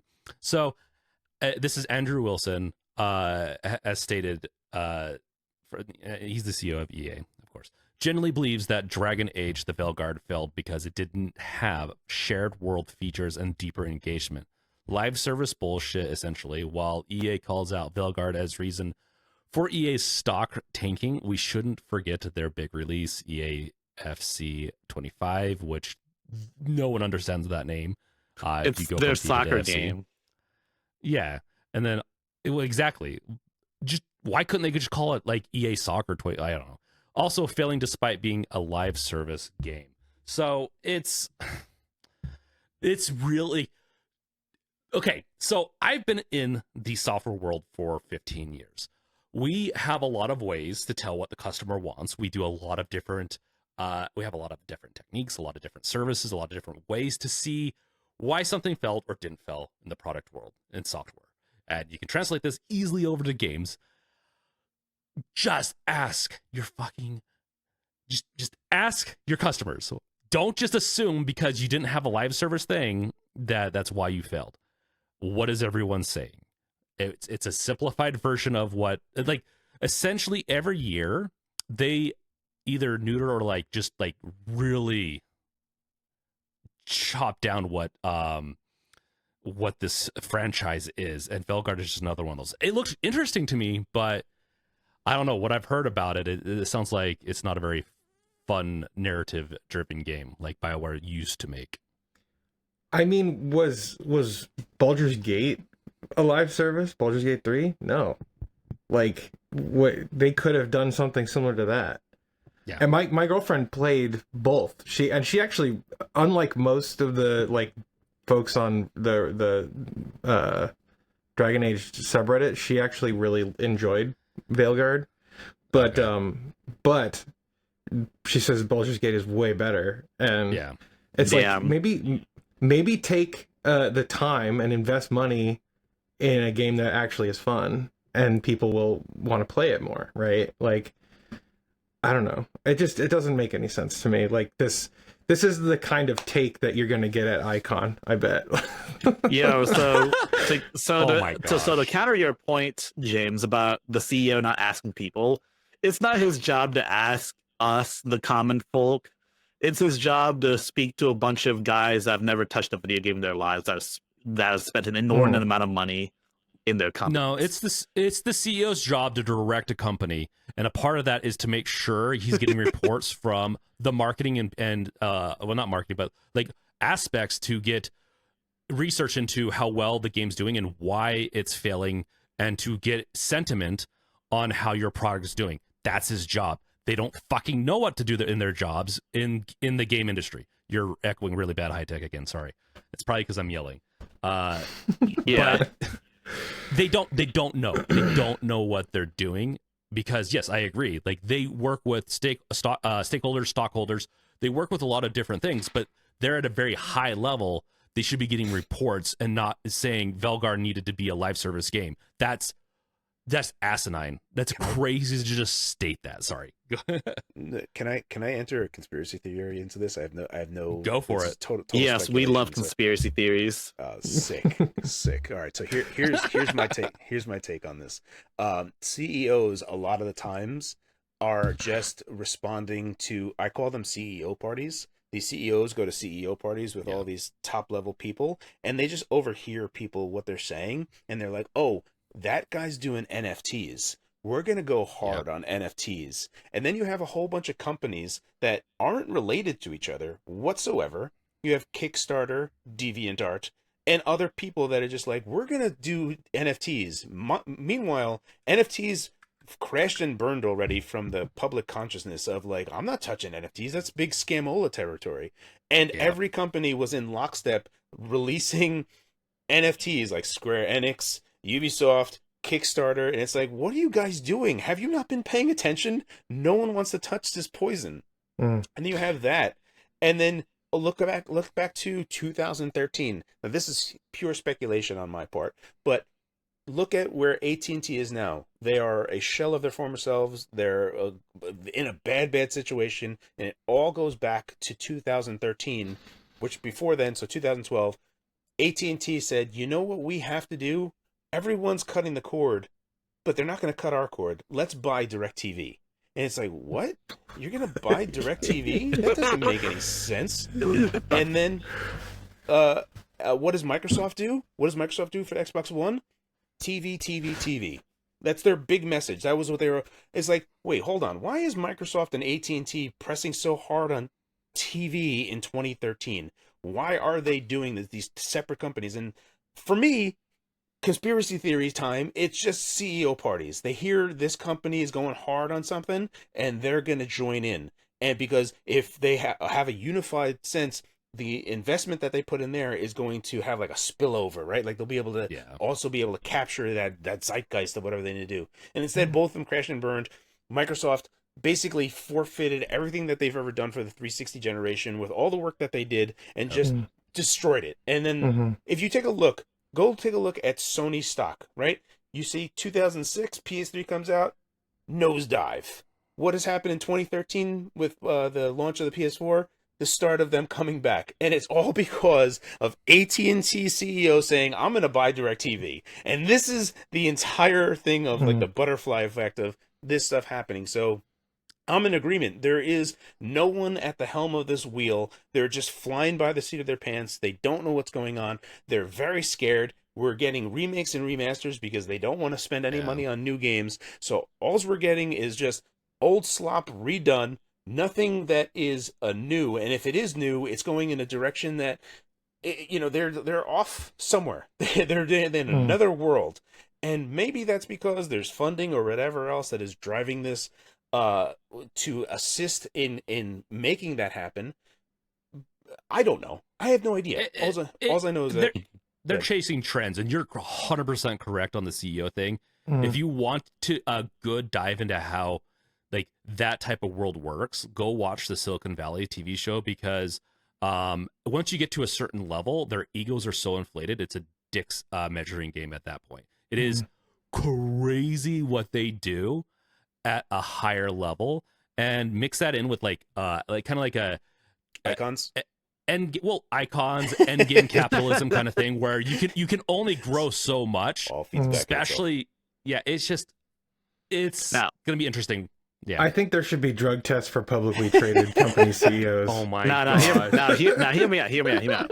What if we became CEOs on paper, and then we attended these CEO companies, and then we planted good ideas in their head? We just say the good stuff. Like, we just say the good stuff. Yeah, I'm CEO of such and such, and what I'm going to do is I'm going to make this very good game for $2 million. And it's like, oh, what did you say? Dude, it'll be like Inception. Yeah, we have to incept CEOs. This is what we have to do at this point. Just inception of CEOs to get what we want. Yeah. Well, dude, all you have to do is plant the idea in their head that profit is a good idea, and then they're like, wait, profit? Because they're not trying to make profit anymore. It's all about like doing what everybody else is doing. No, it's short game profit gains is what they're doing. It's playing it's what most companies are doing right now. Yeah. And it is not a long-term viable option after a while. Yeah. It just does not work. It's for sure it's scary, right? Like if I were to like just take a step back, I can sympathize if I was in that position, like, oh crap, what I'm going to dictate is going to be the direction that we're taking this, and I need to make sure I do the right thing.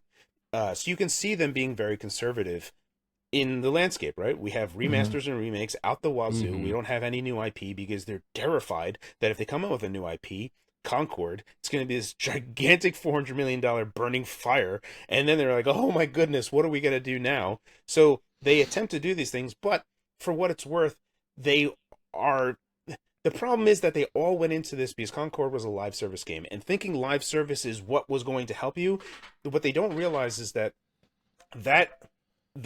philosophy is the Chuck E. Cheeseification of video games as it is. The reason arcades died was because of Chuck E. Cheese. People started not going to arcades to have fun. They started going to arcades to have a reward.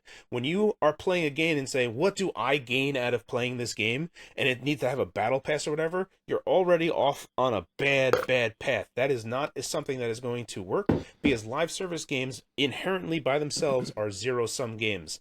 They are not cost-driven, they are time-driven. You need to have someone they're spending time on your game, which means if they're spending time on your game, they're not spending time on someone else's live service game. So there's a finite resource of time that you can get into. So the thought that you have to make this a live service game is just not at the very first question. It's like, do people have time to play this game? Are we going to be cannibalizing something else? You can't just have 100 live service games and have a bazillion people playing all of them. So yes, it's a zero-sum game. And having like a play of like Sony canceled a bunch. A bunch of these companies that are starting to cancel their live service. It's like, how many live services do you think you're going to have your services competing with each other instead of divesting into like multiple different types of games? Or don't compete directly, let's say with Overwatch, create a completely different style of live service. Yes, it's scary. Go with a very reasonable budget with a very strong small team and try doing something small and growing out from there. There's a lot of different ways they could go about this, and Gardner's brought this up multiple times, like just smaller budget games, bunch more, and just really going that way. I remember when Electronic Arts was like all about like doing smaller, like indie, or not indie, but like smaller titles like Mirror's Edge and Dead Space and stuff like that. Yeah. Like that was a golden age for them as far as I'm concerned. They might not have made as much profit, but like it was like those are some of their best games. Yeah, no, it's I feel like, so I'm in total agreement. I think a lot of people are in agreement that they're like AA games, games that are like 8 hours long. The problem is that there's a lot of baggage that the gaming industry has, right? From the 90s, you had a problem where physical was the only way to deliver games. And if you made a game that was too short, that means that they would buy a game, finish it, and then sell it back to GameStop or FuncoLand. And then there was this cycle that was broken from the company that was making the games was no longer getting the profit because it was just getting recycled inside of GameStop or FuncoLand's own sphere. So then they started making games that were 100+ hours long. And learned, and it was just a big grind fest, right? They were just like making the game longer at the expense of making the game less fun. And then you had MMOs, where it's like, oh, MMOs, and then the start of live service games, like, oh, we don't have to worry about making games so long. We just have to make sure there's always content in live service and all this other stuff. And you can see all this stuff like padding up. But as this live service industry thing that everyone's striving towards to happen, in the background, they've been slowly killing off physical games. And once we're in that realm of you cannot resell your game because you can only buy the digital version, at that point, the problem is that the baggage of like, oh, if we make something that's too short, they're just going to resell the game. It's like, wait a minute, they can't do that. Yeah. So we have to come back to this like thing of like, okay, it's all right to make AA games. And for what it's worth, there's like a lot of Game Pass games from Microsoft Studios that are AA, and I absolutely love them. But there's a lot of people that just rag on those games, and I'm just like, I don't want a 20-hour game. I very much only want an 8-hour game. I want a closed, just a tight game that I can get to, and maybe it's going to take me a week or 2 weeks with how much work I have anyway. A game that's like 100 hours long, I just feel like, oh man, I don't have the time to put in that. I'm not going to even play it. So I think we should get there. What's the most nuts thing about this thing is like Microsoft has a bazillion IPs now. They just own like all of these things. And I would love if I can just go to Phil Spencer and be like, can you please just give like $2 million to like some indie dev to make a old school point and click adventure game of your King's Quest and Space Quest series? It's nothing to you. It's pennies to you guys, but you could just put it on Game Pass and it'll just be an awesome game that people like me can love, and it'll cost you nothing. Like, please just do it. And that's really what I want to get down to, is like just them saying, what is our budget? $1 million, $2 million? How can we make that happen? And you can totally make that. There's like lots of these smaller teams that still make those old school point and click adventure games that could thrive with $1 million or $2 million for their small teams that they do it and the scope of the games. Okay, guys. Sorry, I don't mean to cut you off. I have to get going. I have a hard deadline, but you guys can keep on recording. I'll leave everything open. Ping me when you want me to close it. And you guys should be able to continue going. Okay, does that sound good? Yeah, sounds good. Yeah. Sorry, I'm sorry. If you gotta go, you gotta go. I gotta go. We Yeah, we have reservations that I have to get to. Thanks. I'm gonna leave the studio, like I said, but I'm not gonna end the session. But I'll jump back in on my iPad and end it. So just ping me when you guys are done. Okay. All right, sounds good. Have a good one, man. Okay, have a good one. Thanks, Fox. It was great chatting with you. We'll have to do this again. Yeah, pleasure. All right. See you, James. Yep. So I guess on the topic of live service games, let's talk about Apex Legends, because as you know, Apex Legends is a live service game also held by EA. And as if you guys recall, they killed Linux support. And this is, quote, led to a meaningful reduction in cheaters. And from the graph, the really crappy graph that they provided us, it looks like it's a 33% reduction in cheaters. Yeah. Compared to what though? Like literally. So I posted a video about this. I did a news video on Friday, and I I had written this whole thing about this story about how like I don't believe these numbers. They don't seem they just seem like they're coming out of nowhere. You're echoing again, high tech. Oh shit.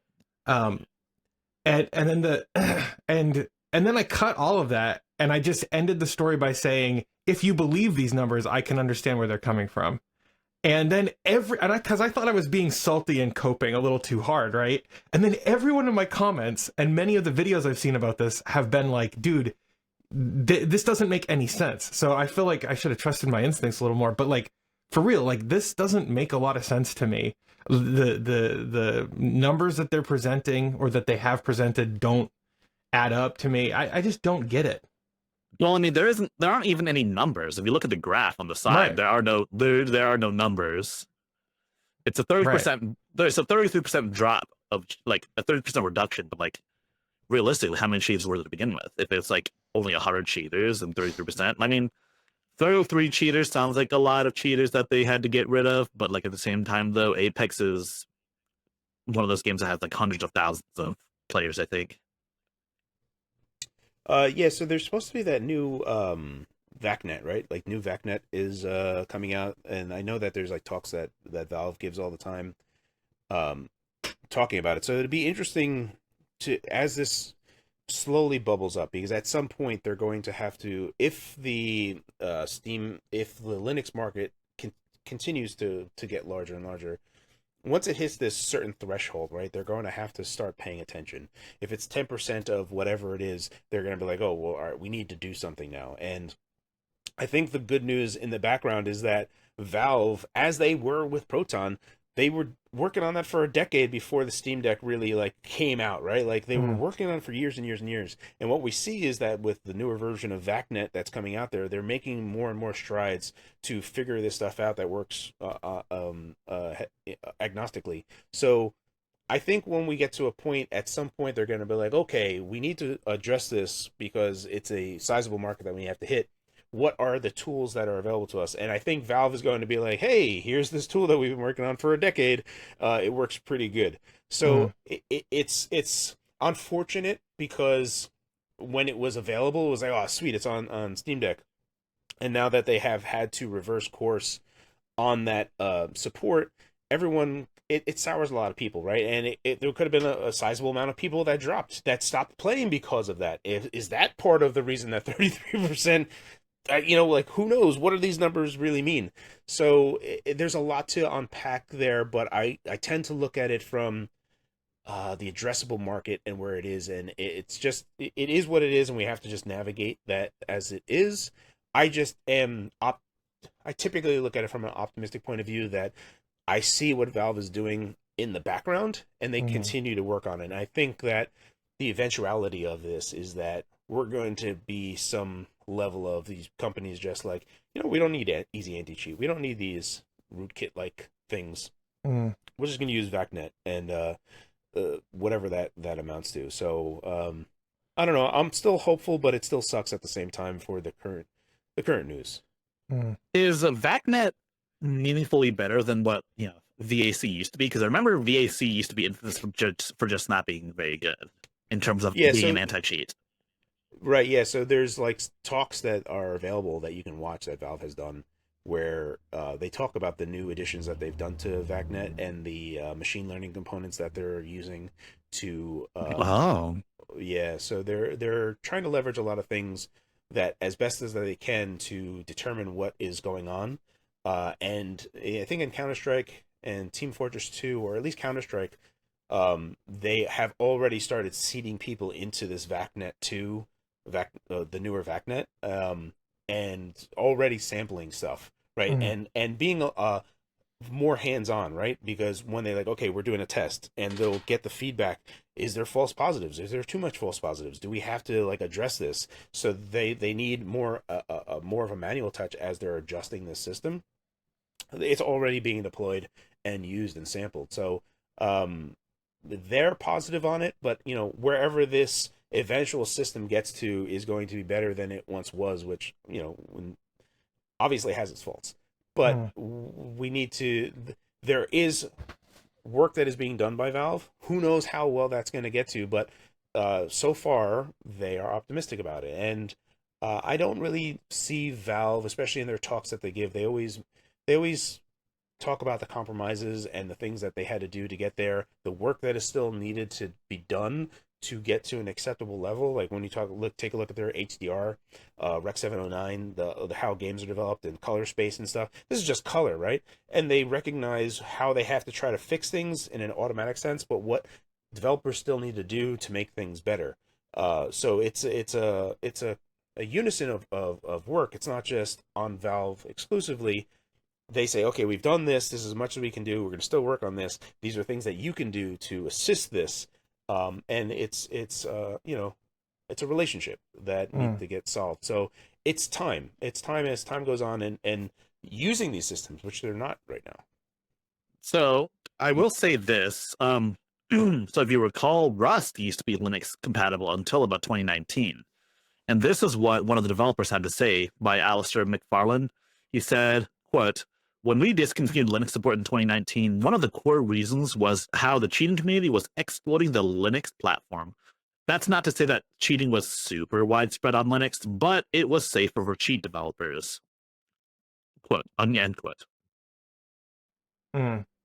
I mean, hopefully with VACnet, Valve's going to be able to make it like across the board more secure, so that yes, it's not really a matter of what platform you're running on, it's what anti-cheat you're using, right? And so if VAC comes out with options that make it simple to manage across all platforms, that's going to be the equalizer, I think, in terms of this challenge that we're facing as the game community. Honestly, good. Yeah. So another question too is that we've seen very recently increases in game companies taking legal action against major cheat manufacturers, major cheat makers. We've seen Bungie versus someone like Perfect Aim.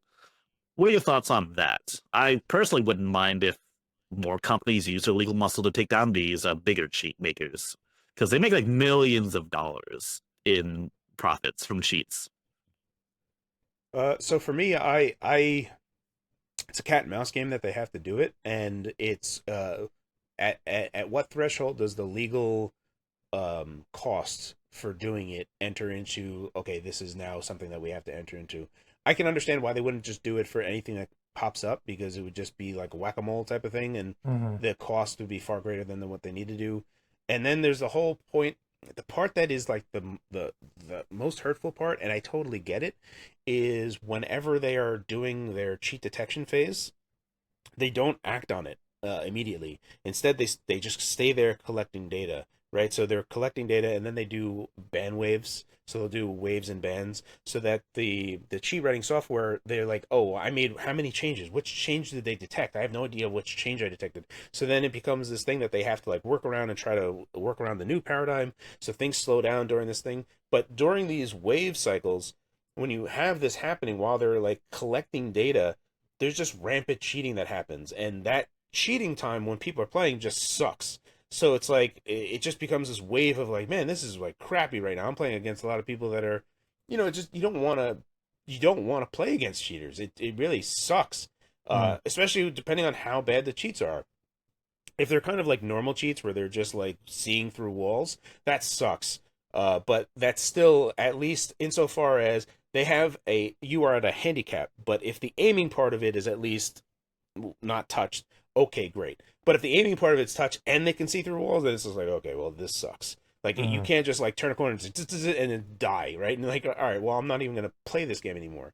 So it kills communities, it kills gaming things. So it's something that they need to act faster on. And I think that they're, the whole machine learning curve that we're seeing right now, there's a lot of investment in there and trying to suss that out.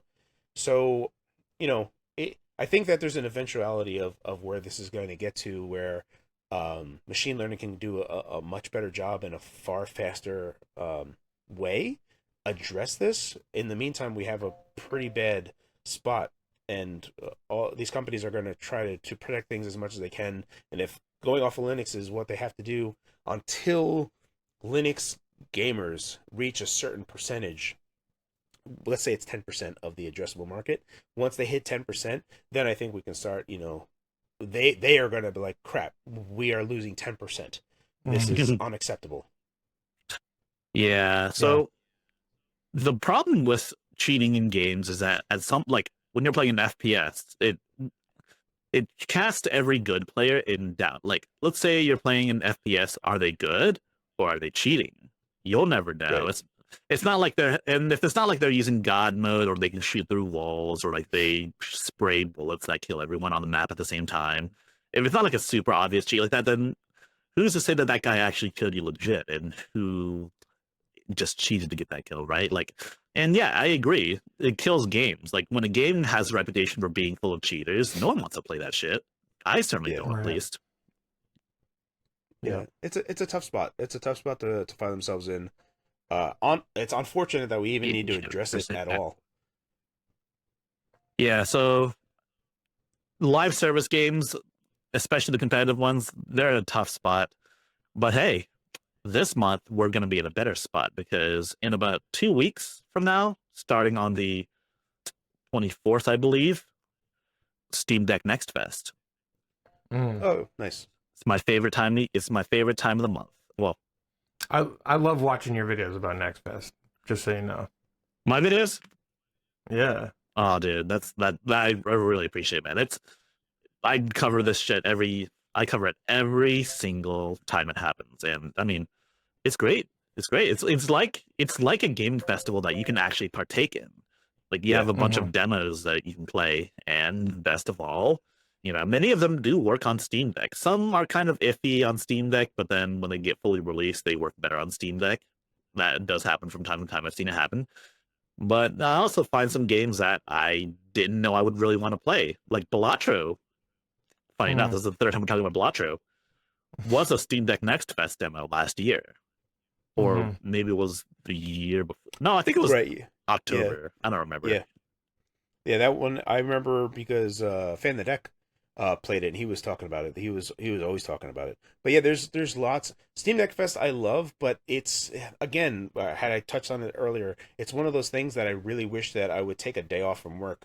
I don't, but I totally should, because participating in it is worthwhile from a gaming convention type of mentality. Like, even though it's virtual, who cares? Just jump into a game. And a lot of the times you're going to see developers actually broadcasting and talking about the game, and you can jump in and start talking to that person or wait for your time. So until we get to, I do see some people doing that. But I think like that is a better way to enjoy Nextfest. Certainly one of the ways that I like to do it, but I get to do it few and far between. But I should, maybe even when I'm at work, I should just start jumping in and out of stuff, or just have stuff playing while broadcast is happening, just so I can follow along. So I will say this: they do have a press preview link for it's meant for press, but it's on Steam's blog, and you can just click on a link to it and access the next fest a little early. Some games are listed in there that don't have demos up at the time. And some games are listed that sometimes just won't have demos or aren't even part of the next fest. But you can see what games have demos and what games will be part of the next fest early on. And then just what I like to do is I like to make an Excel sheet of all the demos I want to try out. Nice. And then I think what is it? The tier ranking system. I think that's like a prime opportunity of these are all the Steam Next games I played. This is S. This is S. This is F. This is C. And just quickly jumping through that, I think that's also worthwhile. But it's also some of the things that like when I used to cover indie games on my channel more frequently, is that it was really just a spotlight of going through it. It was already trying to swallow the ocean back in 2013 of how many indie games are coming every day, and it is worse now. So being able to adjust or trying to filter what is coming through is a challenge. What's interesting though is that a lot of the shovelware, pure shovelware, developers, literally trying to game the system, Apparently, it's like the absolute worst on the eShop now, the Nintendo eShop. And what they've been doing is, and Nintendo hasn't even adjusted to it, but that's Nintendo because they're just like still living in the old days. But there's this thing that they can do where you can price your game at a discount for 28 days on Nintendo's eShop. And how the naming scheme works is that you can kind of like tie these together. So the discounted version winds up going to like the top of the sales. So it's like occupying this top spot. And then games that have similar names are also in that spot because of how it's like blending together. So the eShop is just a complete like wild west of slop right now, where people are just trying to extract money from people as it's just asset flips and other crap that they're just trying to pollute the thing, because the main point of it is that apparently this is a problem for both PlayStation and Nintendo, and both of them deal with it in different ways. Nintendo, once you get approved once as a publisher, you're approved for everything else. Likewise for PlayStation, once you're approved as a publisher, you're approved for everything else. So as long as the first one is quality, you can then slip in garbage nonstop. On Xbox, they actually validate every game. So once you submit it, it's like, this is crap. And Xbox doesn't have this problem. PlayStation solves this problem by not even really showing indie games on their platform. So it's just publishers, high-ranking publishers. For indie games, you have to search for them far and wide. And there's a lot of... Jonathan Blow was super critical about this when he redid Braid, the Braid remaster.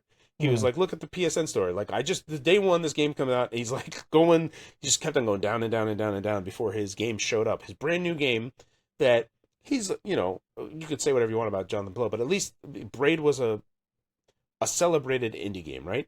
For his game to be, the remaster, to not even show up anywhere is, indicative of a problem. And I think Valve has solved the problem a lot because they do a really good job of trying to highlight stuff. And the Nextfest is an evolution of trying to show off really good indie games.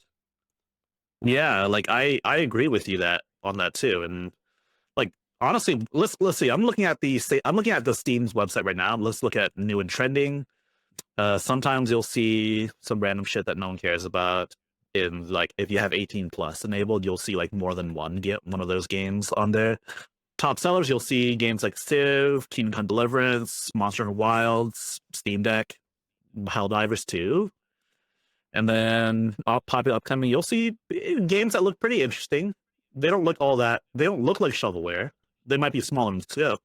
Specials, you'll see deals, and trending free, you'll see demos and like free games.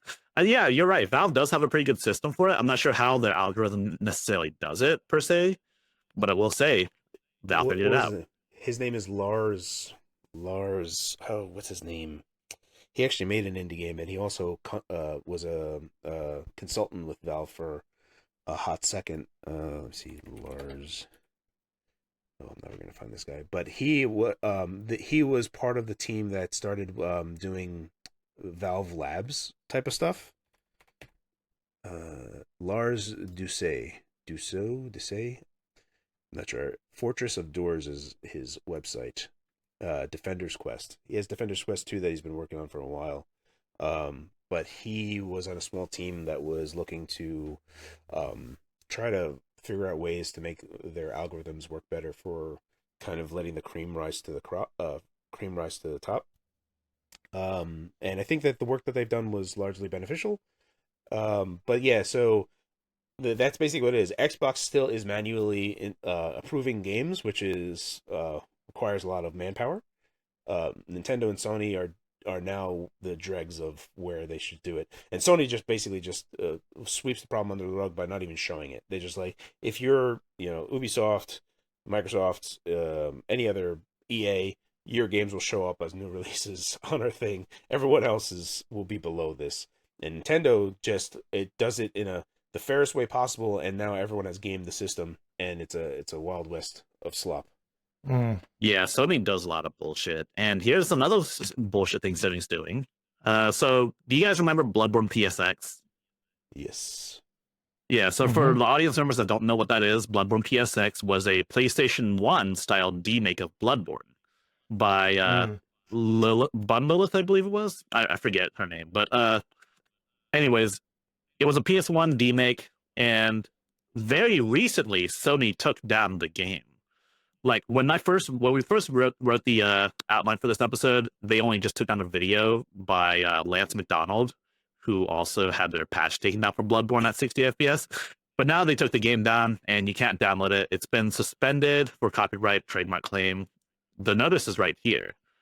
Actually, it says right here, we, Mark Scan, represent Sony Interactive, yada, yada, yada, proof. Below are details of the pirated URLs. And it's okay, yeah, so basically they issued a takedown ish.io. We haven't seen a response from Bud Lilith, given that their Twitter account's private. But it's kind of bad that Sony is doing this. This is a very Nintendo move, I should say. Yeah, I was gonna say they're taking a page out of Nintendo's book, not only for PlayStation Network games, but also in their ridiculous IP protection stuff. Ugh. Yeah, it's odd for Sony to have just allowed this to happen for so long, and then just recently, which is, like, is there a newer version of Bloodborne? Is there a Bloodborne remaster right around the corner? Is there a Bloodborne PC release? Bloodborne being ported to PC is like, a joke at this point. But apparently it's been a thing that was going for a while, and then there's some internal whatever that stopped it. So who knows what the deal is for this? Perhaps where there's smoke, there's fire, and all of this work is because there's more Bloodborne coming. It just seems odd and out of place for Sony to do this, where they were doing nothing for so long, and then someone came along and said, hey, can we get the legal department on this? Perhaps someone left Nintendo and is now a part of Sony. Yeah. That's all he does now. Right. Yeah, well, I mean, Steam Deck 2 is definitely coming out, and launch games include Half-Life 3, Silk Song, GTA 6, and Bloodborne for PC. You know it, man. Yeah, dude. It's gonna be epic. It's not epic. It's not Unreal either. It's Valve. But yeah, Nice. I played Bloodborne PSX. It's fun. It is a little clunkier, given it's meant to emulate a PS1 style game. Like it's Bloodborne, but you have to play with a D-pad because PS1. But it was a fun little experiment, and it was also free as well. So there's that too. I think they also issued a DMCA earlier for Bud Lilith's other fan game, Bloodborne Kart, which is now known as Nightmare Kart on Steam. That's weird, but okay. I don't know either, but they did that too. So Sony's been on a hot streak, and yes, like you said, people are thinking maybe Sony's doing something with Bloodborne. Maybe they are, maybe they aren't. Do you think it's going to be on PC? I would assume so. I think that so we've seen the delay cycle of PlayStation games coming to PC. It was 2 years, and now that's reduced down to 1 year. And I take a look at Sony doing a lot of the same moves that Microsoft does. So you take a look at everything that Sony's been doing. They were trying desperately to have more live service games and crashed and burned a whole bunch. I don't see them, with all the crashing and burning that has happened, I don't see them being more conservative and saying, let's be even less. We're gonna go even less on PC. That makes no sense to me. It's like, we're hemorrhaging money. Let's make less money. That doesn't even track on like a first sentence. So, if anything, I see them accelerating their path forward, and I think they have done a very good job of understanding the PlayStation fan base and understanding what their allowances are for when PCs can come to PlayStation releases can come on PlayStation 5 and PC on day one. When Helldivers 2 came out on day one, they were like, well, yeah, it's a live service game. We already know that. A live service game needs people, so yeah, it has to go on PC. And everyone is kind of okay with that. And otherwise, when you see games that are coming over, there's a delay. Or if it's a game that's coming out day one, like the Until Dawn remaster, that's just a remaster, right? And if the remaster comes out on PS5 and on PC day one, it's like, well, it's Until Dawn, and it's a game that we had like 10 years ago, so who cares? Yeah. Once they're there's a lot of goalpost moving that you see from this crowd of like allowances and acceptance, but Sony navigates this very well, and they know their fan base very well, where they're slowly boiling the frog in the pot to get to this point of day and date releases. It's an eventuality, is my belief, of when they do this, and more so now that they've had so many failures. And they're laying off a lot of people. There's news that they were laying off a lot of their UI UX people. So they're doing cost cutting measures because of the failures that they've had. So they're trying to right size the ship and make sure that everyone's happy. In the meantime, they're the closer that they get to doing the day and date stuff. So I still feel like Bloodborne Remaster, even though it's a Hallmark game as a Sony title, like a Sony exclusive, because it's a remaster, and it was going to be like 10 years at this point that the game came out originally on PS4, that it's also going to fall in line with, if it comes out PC Day 1 and PlayStation 5 as the remaster, people are like, yeah, that's fine. We had that game 10 years ago. No problem. So I still think it's going to be a Day 1, and because it's such a Hallmark title that it's likely to have very good sales. And I think more of the point is that Sony needs that cash flow coming in. So I don't know. It's interesting, right? Like I think that why is his name escaping me? The FromSoft main guy. Oh goodness, I can't think of it either. I think he has a lot of sway and a lot of power. Yeah, Hideaki Miyazaki, said, you're thinking of, I think. Yes, correct. If he were to say, I don't want this game coming out on PC, I think Sony years ago would be like, okay, we have the PC port, but we're not going to do anything with it, no problem. And then like after Concord failure and all this other stuff, they're like, well, look, we own 10% of your company now.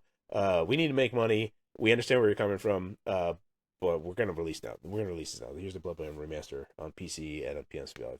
And we're seeing the aftermath of this decision with all these takedowns and other stuff that are happening. So I don't know. I think that there is smoke where there's fire, but we'll see, because it'd be totally random if nothing happened with Bloodborne. It would just be really, really random for it to happen. Yeah. I'm still waiting for the Demon Souls remaster to come out on PC, to be honest.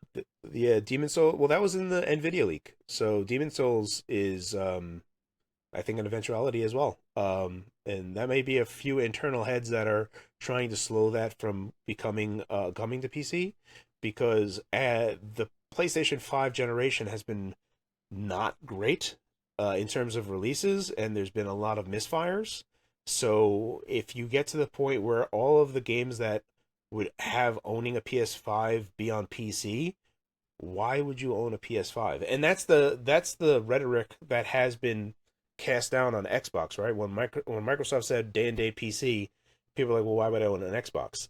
And now we're getting to that point for PlayStation, is why would I own a PlayStation if that was to happen? And the reality is, if you like PlayStation, just play on PlayStation. Like, what's the big deal?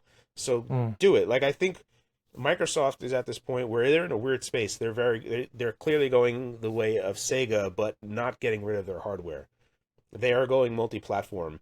They're becoming a third-party publisher big time, and their titles will be on Switch 2 and on PlayStation 5. So people are like, well, why would I own an Xbox?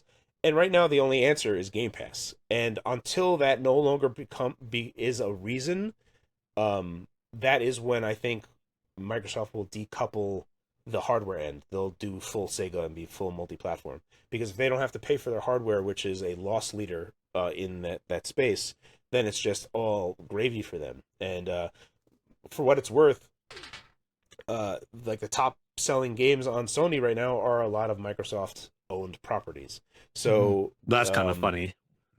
I mean, it is what, like, they for what it's worth, they bought a lot of the stuff. They acquired a lot of Minecraft, Call of Duty. So they just bought their way to that position, but that is where they currently find themselves. So what does it matter? There's like a lot of people that get emotional about this, but ultimately I've been a PC player. I've been moved over to PC since 2010. Because I was like, if it's a multi-platform game and everything's coming to PC is a better platform, I'll just own on PC. Yeah. And that's been my philosophy, and it paid dividends when 2016 happened, when PC gaming handles came around. And I was like, all these games that I've been buying on PC, I can now just play wherever I want. I'm not beholden to any other company to tell me where I can play these things. Yeah. And now with the Steam Deck, I think that reinforces that narrative even more, which is a far more streamlined mainstream device. So people are seeing the value of PC a whole bunch, and not even just like all of just being Windows, right? Like the work that Valve has done for Proton is a far more open narrative, and it's like, man, all of these games that I bought, right? Like, I am not even beholden to Windows. I can translate this on all those APIs that they did on Linux, and Linux, I'm able to do things there myself. I don't even have to talk to anyone.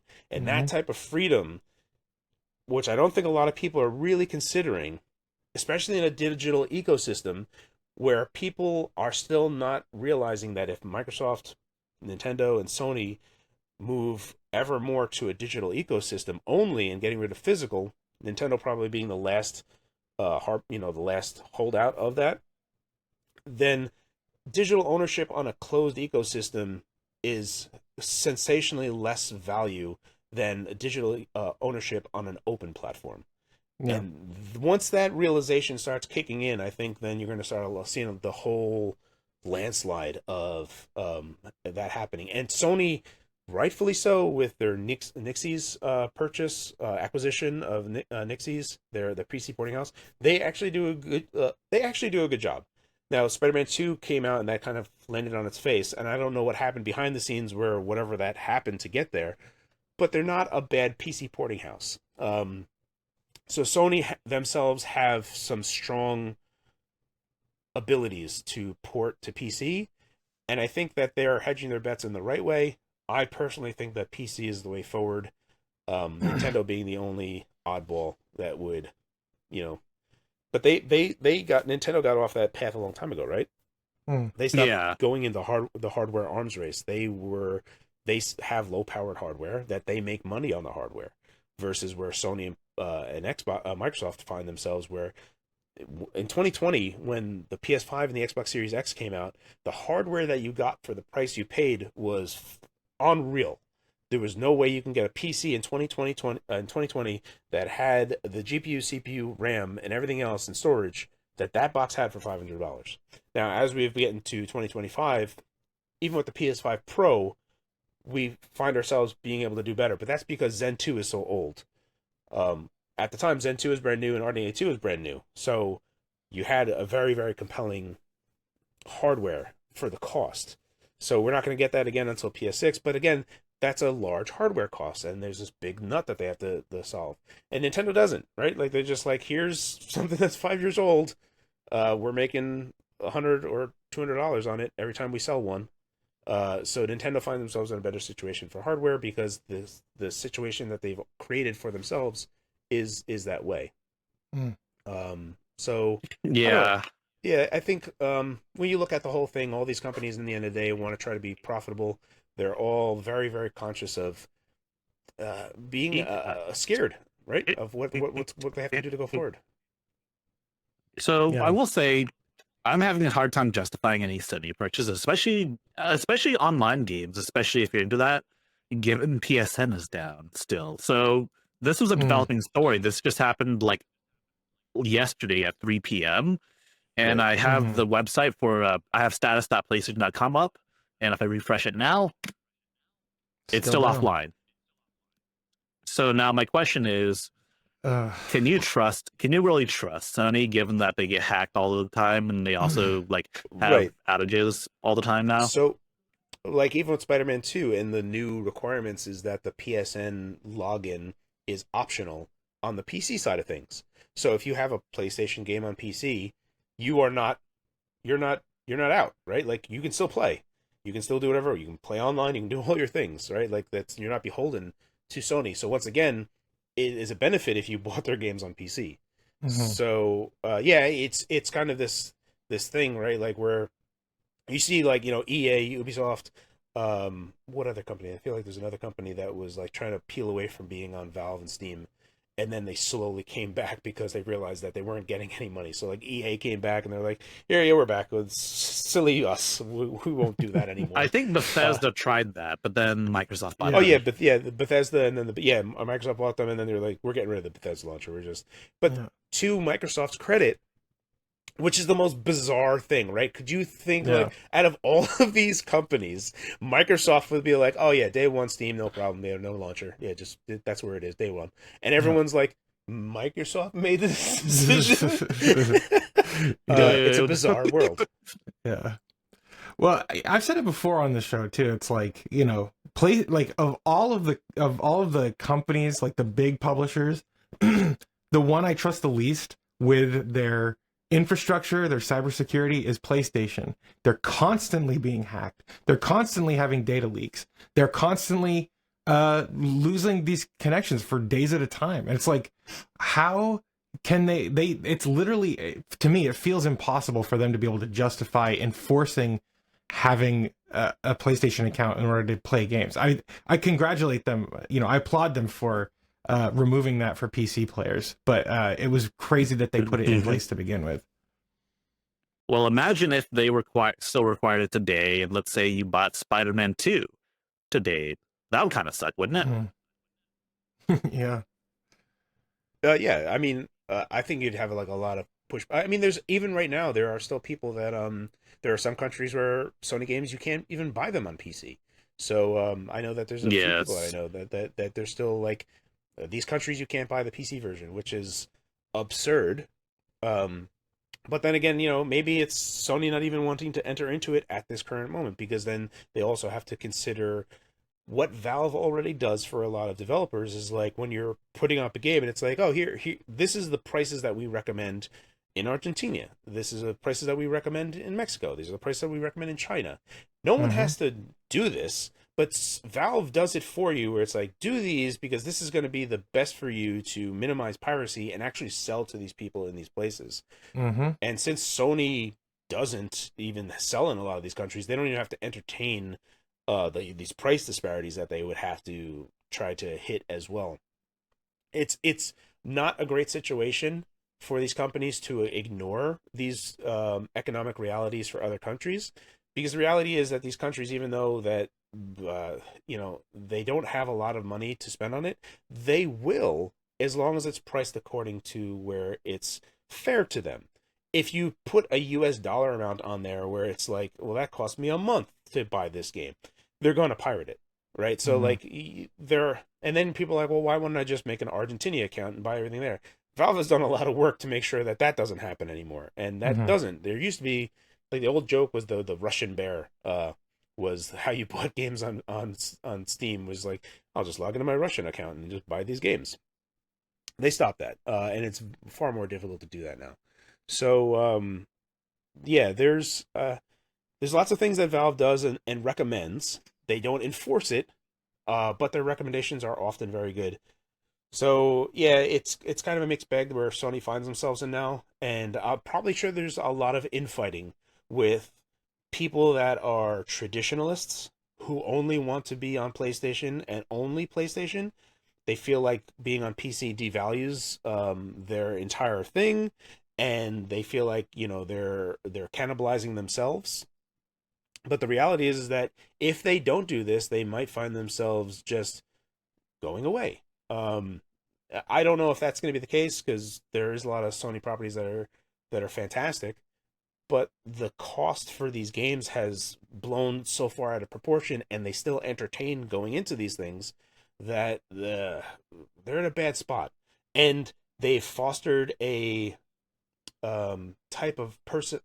They've fostered a presence that they are this hallmark of quality cinematic games that cost a whole bunch. And to achieve that on their hardware is custom engines and all this other stuff, not leveraging Unreal Engine 5. So it's all these like things that just cost a lot of money and time. And I don't know. It's I personally don't see them continuing to only have day one PlayStation releases, and the eventuality is day one PC. But that's just me, and I also think that eventually they're going to support more territories, but they're going to be optional PSN. Where they find themselves right now, I the only game that I bought on PlayStation 5 this entire generation has been the Horizon of VR game and Astrobot. So I bought two games for PS5. I was thinking about waiting for Astrobot to come to PC, but it looked like a lot of fun, and I was like, you know what? I'll just buy it. I'll buy the physical version. It went down to $40, and I was like, $40 is fine. Let me just go ahead and get that. Yeah. I've been a PlayStation fan for a very long time. I've owned every PlayStation console, and I decided not to buy the PlayStation 5. Like, I don't, like, I've been a PC gamer since 2010, 2011, probably. And as a kid, I played a lot of games on PC too. And it's like, I fought at a certain point when the Humble bundles were kind of at their peak, I was like, no, wait a minute. There is greater value.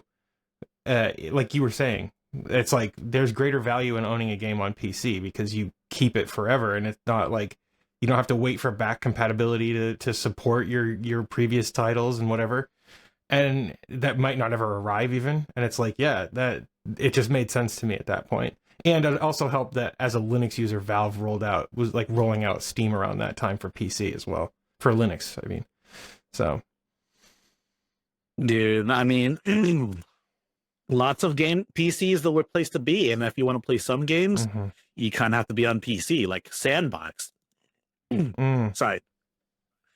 I'm guessing you guys have heard of Sandbox, right? You know, essentially Gary's Mod 2.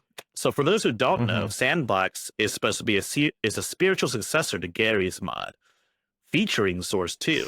And there is the Sandbox mod where you can just mess around with physics objects and all that stuff, but you can also just make whole games, kind of like what Roblox has right now, where you can go into Roblox, pick a game, play it, and then all sorts of fun.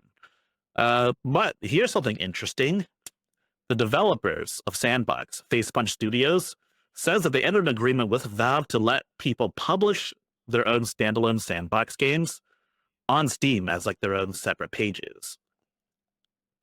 What that essentially means is that Valve licensed out Source 2 to be used for anyone that wants to develop a game in Sandbox and just publish as their own separate game, meaning you can just make a Source 2 game now, I guess. Yeah, it's cool.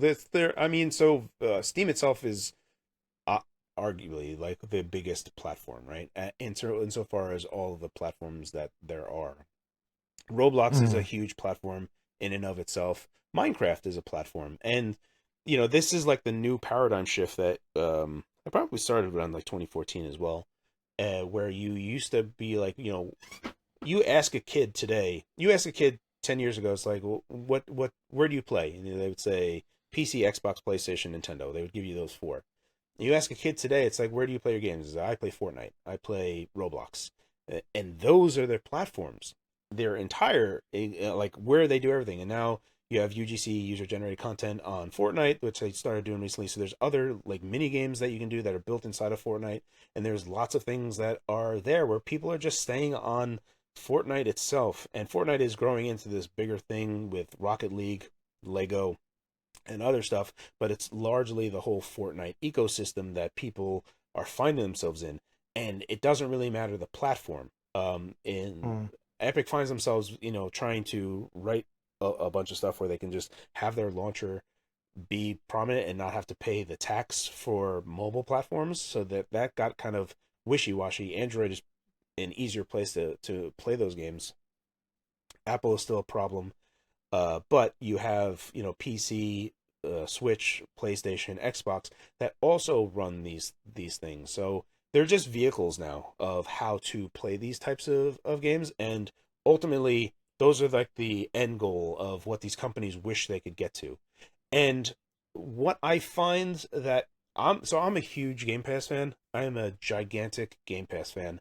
I love Game Pass, and I love a lot of the AA games that Microsoft has made in Game Pass. You have like Gunk. Some of these games are like not great, right? Like, but I appreciate that Game Pass helped make them possible because they're new IPs that are trying something rather than trying to be conservative and remake or remaster or just do a sequel of something that is tried and true. And that is why I like Game Pass, and Game Pass feels more to me like a new platform. Like, you play on Game Pass, and you look at Microsoft's whole thing of like everything's an Xbox now, and how well that's going to work, who knows?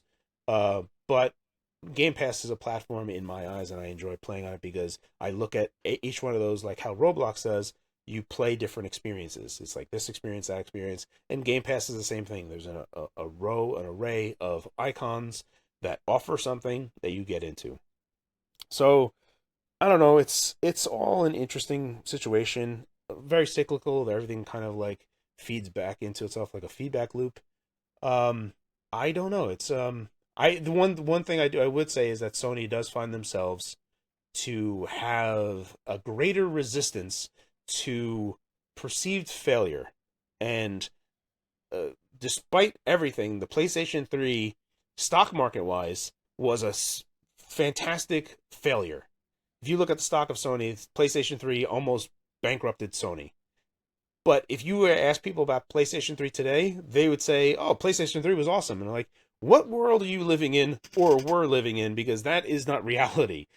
But that's the type of thing that I'm trying to say is that, like, Concord failed. You have the PSN outage right now. And all of these negative things that continually happen, like, we're all aware of them, they seem more resistant, and the player base themselves feel far more forgiving to any slights that would have happened. So who knows? I don't know. PlayStation 3 should have tanked Sony, and it didn't. PS4 came out. To be fair, Microsoft dropped the ball hard. Like, they were... the executives came in, they went TV, and then they just invited Sony to do good. And they did. And they banged on all cylinders. The PlayStation 4, for all intents and purposes, was an Xbox 360. Yes. So, yeah, it's interesting. I don't know what the future's going to hold. For what it is, I'm quite content. PC is a fantastic place to be. Steam Deck is awesome. PC gaming handhelds exist. There's been a wellspring of tons of different form factors. You have your choice of everything down to the color. It's a fantastic time, to be sure, especially for a PC gamer. Whatever happens on Sony's side, I don't particularly care. As long as they still continue bringing their games to PC, it'll be what it'll be. So, and so I don't know. There's a lot going on these days. I can't even keep up with all of it. But there is one thing that is happening that I have been keeping up with. It's this new Foreign Digital Anti-Piracy Act. Well, so essentially, if you don't know, this bill was designed essentially to chill off websites that host, foreign content in overseas like servers. Like, think anime. Like, anime is international. Like, a lot of people got their start from watching pirated anime on the internet, right? Like, right? Yeah. Like Crunchyroll, one of the biggest anime platforms that you can like legitimately watch anime on, started out as an anime piracy website. I would know because I watched Naruto on there.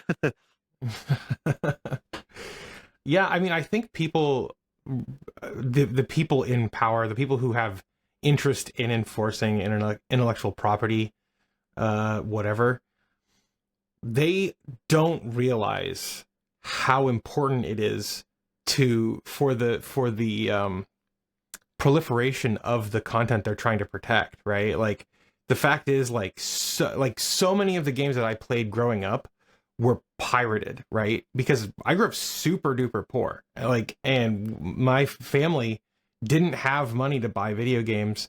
And so my uncle would give me like pirated copies on floppy disk. Dude, I literally have the pirated copy of Doom that he gave me on floppy sitting here. Yeah. And it's like, but like, because of that, I became a huge Doom fan, right? It's like, and it's the same thing with like music, right? Like, I learned about so many different bands when I was a teenager. I didn't have money to buy albums, and there was no Spotify. So I found it by listening to internet radio and then going and finding the MP3s, right? But now that I'm an adult and I have money and I'm capable of like purchasing things and making informed decisions, I actually do buy physical CDs still. I have a huge collection out there because I want to own my media, And it's like these companies and these governments that want to like enforce such draconian DRM schemes and whatever else with their IP. It's like they are missing the point. Or they're totally getting the point and they don't care, It doesn't make a lick of sense to me. Yeah, again, you go back to even what Gabe said, that piracy is actually a service problem. I'm in full agreement with it. And you look at hell, look at Photoshop, right? How many people pirated Photoshop to use as kids and are now artists and use Photoshop, and their business has to pay for it now because so there is it is a not only just a non-zero amount, it's a large percentage of people that totally pirated Photoshop and got used to using the program and know how to use it, that now it becomes a necessity for their job, for them to do their job. So there's lots of instances where the elastic velvet rope of allowing people to use things is like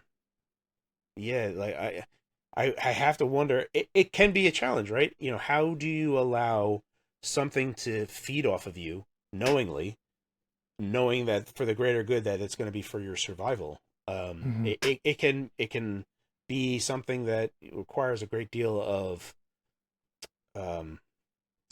just, the word is escaping me, but it takes a lot of willpower to recognize the piracy that's going on and just be like, no, that's actually okay, because they want to pirate the game because of XYZ. They can't afford it, it's not in their thing, but they want to play it. So they're someone that is actively looking to engage with something that we have created.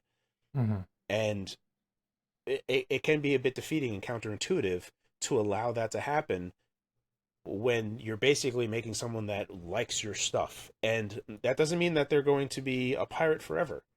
That means that eventually they're going to buy your stuff.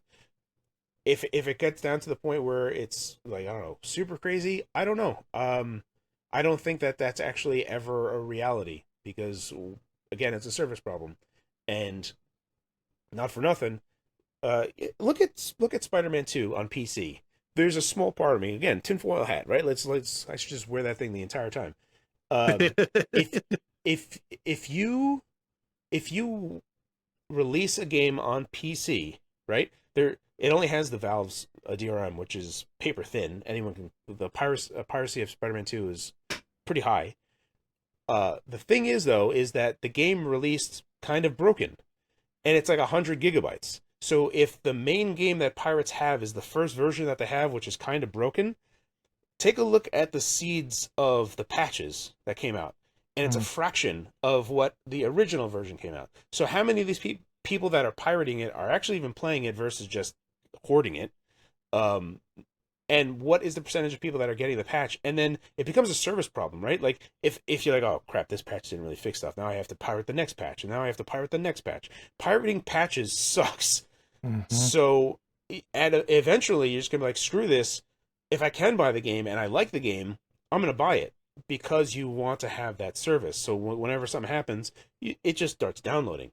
You don't have to like wait for someone to upload it, make sure it's valid, do all this work. It's just a big headache. So a part of me, again, conspiracy theory wise, is that it benefits companies with these gigantic 150 gig downloads to actually release them broken, because that's what the pirates have. And if the pirates have a broken version, they have a demo, like a not great demo of a large game.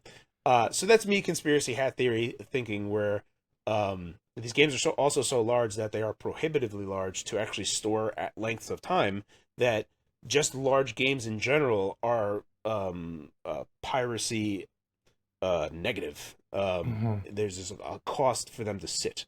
So I don't know. There's lots of things to unpack there about the, I don't know, entropy of pirated games, but I don't know. There's other things to talk about. I ultimately don't think it's a problem. People make a bigger deal out of it than it is. Yeah. Well, it goes back to like Sony attacking like the Bloodborne fan community with the demake of Bloodborne, or what was it last week that we talked about where it was a Sony... 60 FPS patch for Bloodborne. Yeah, and it's like, why are you doing that? You are attacking your fans. These are people who are like ride or die Sony fans. They are PlayStation.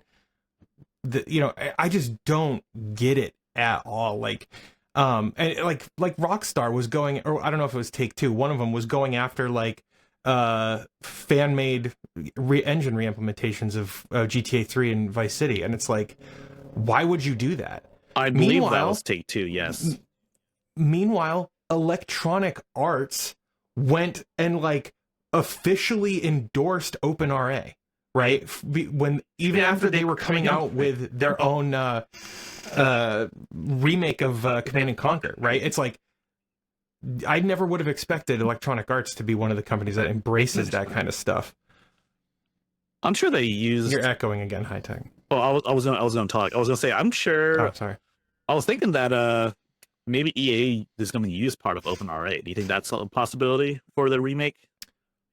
No, they didn't use OpenRA at all. They did Really? a complete. They hired Petroglyph Studios. I'm pretty sure to like do like a full It was like they reused a lot of the engine, and they actually open sourced their own, like the original source code for Command and Conquer and Red Alert. So like it was kind of like an extremely surprising step for them to take, and I applaud them for it. So I will say this. So there's this one tweet from the developer of Ultrakill, Hakita. This is in response to a tweet showing that someone else was pirating Ultrakill. Basically says, as creator of said game, you should support indies if you can, but culture shouldn't exist only for those who can afford it. Ultrakill wouldn't exist if I didn't have easy access to movies, music, and games growing up.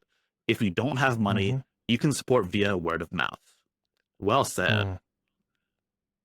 That's awesome. Yeah, so I mean, personally speaking, anime, like back to like the main focal point of this, anime wouldn't be super popular if not for the fact that people, pirated that, and people went out of their way to translate it and then translate subtitles for those. Like, it wouldn't be nearly as big as it is now without any of that. And if it goes away, then not saying that anime is going to go back in obscurity given how popular it is now, but there's a good chance that it'll be dealt a heavy blow. And I think the same was said for like, I don't know, video games as well. Like, as Cherry and Gabe Newell said multiple times, piracy is a service issue. And the good thing is that Valve made a service that's better than piracy. Like Steam, it can be a little expensive, especially if you have hundreds of games. I know the Fox has like 10,000 games. I'm sure that was pretty expensive. Yeah. But like, it's so it wasn't that bad. I mean, a lot of my games are a lot of them are fodder games, right? And like there was a Indie Gala is a bundle site, but what they do is they allowed group buys to happen. So if you had like 20 or 40 people, they would give you a discounted rate on top of the bundle already. So there was like, you can go on Steam Community and there were people that were arranging group buys. So there'd be a main guy that was like handling all this. So I would just like PayPal him like $50, and that would last for months.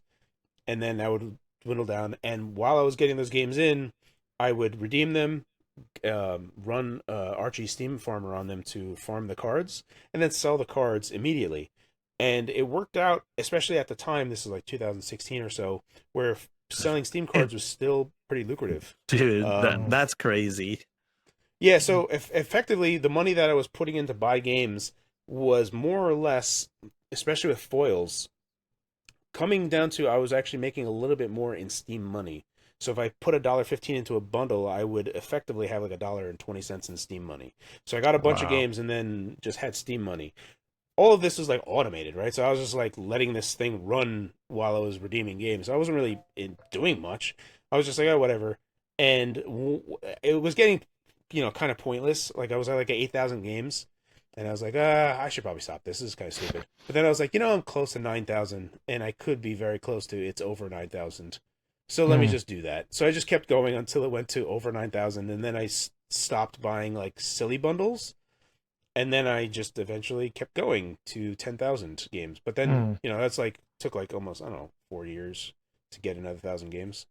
I have too many games is what it comes down to. It's not even impressive. Like when I see people have like 20 games on Steam, I'm like, wow, good for you. That shows restraint. Yeah, it's just like, I'm going to buy a game that I know I'm going to play. I'm like, wow, man, that's really good. Seeing someone with 20 games in a Steam library is impressive.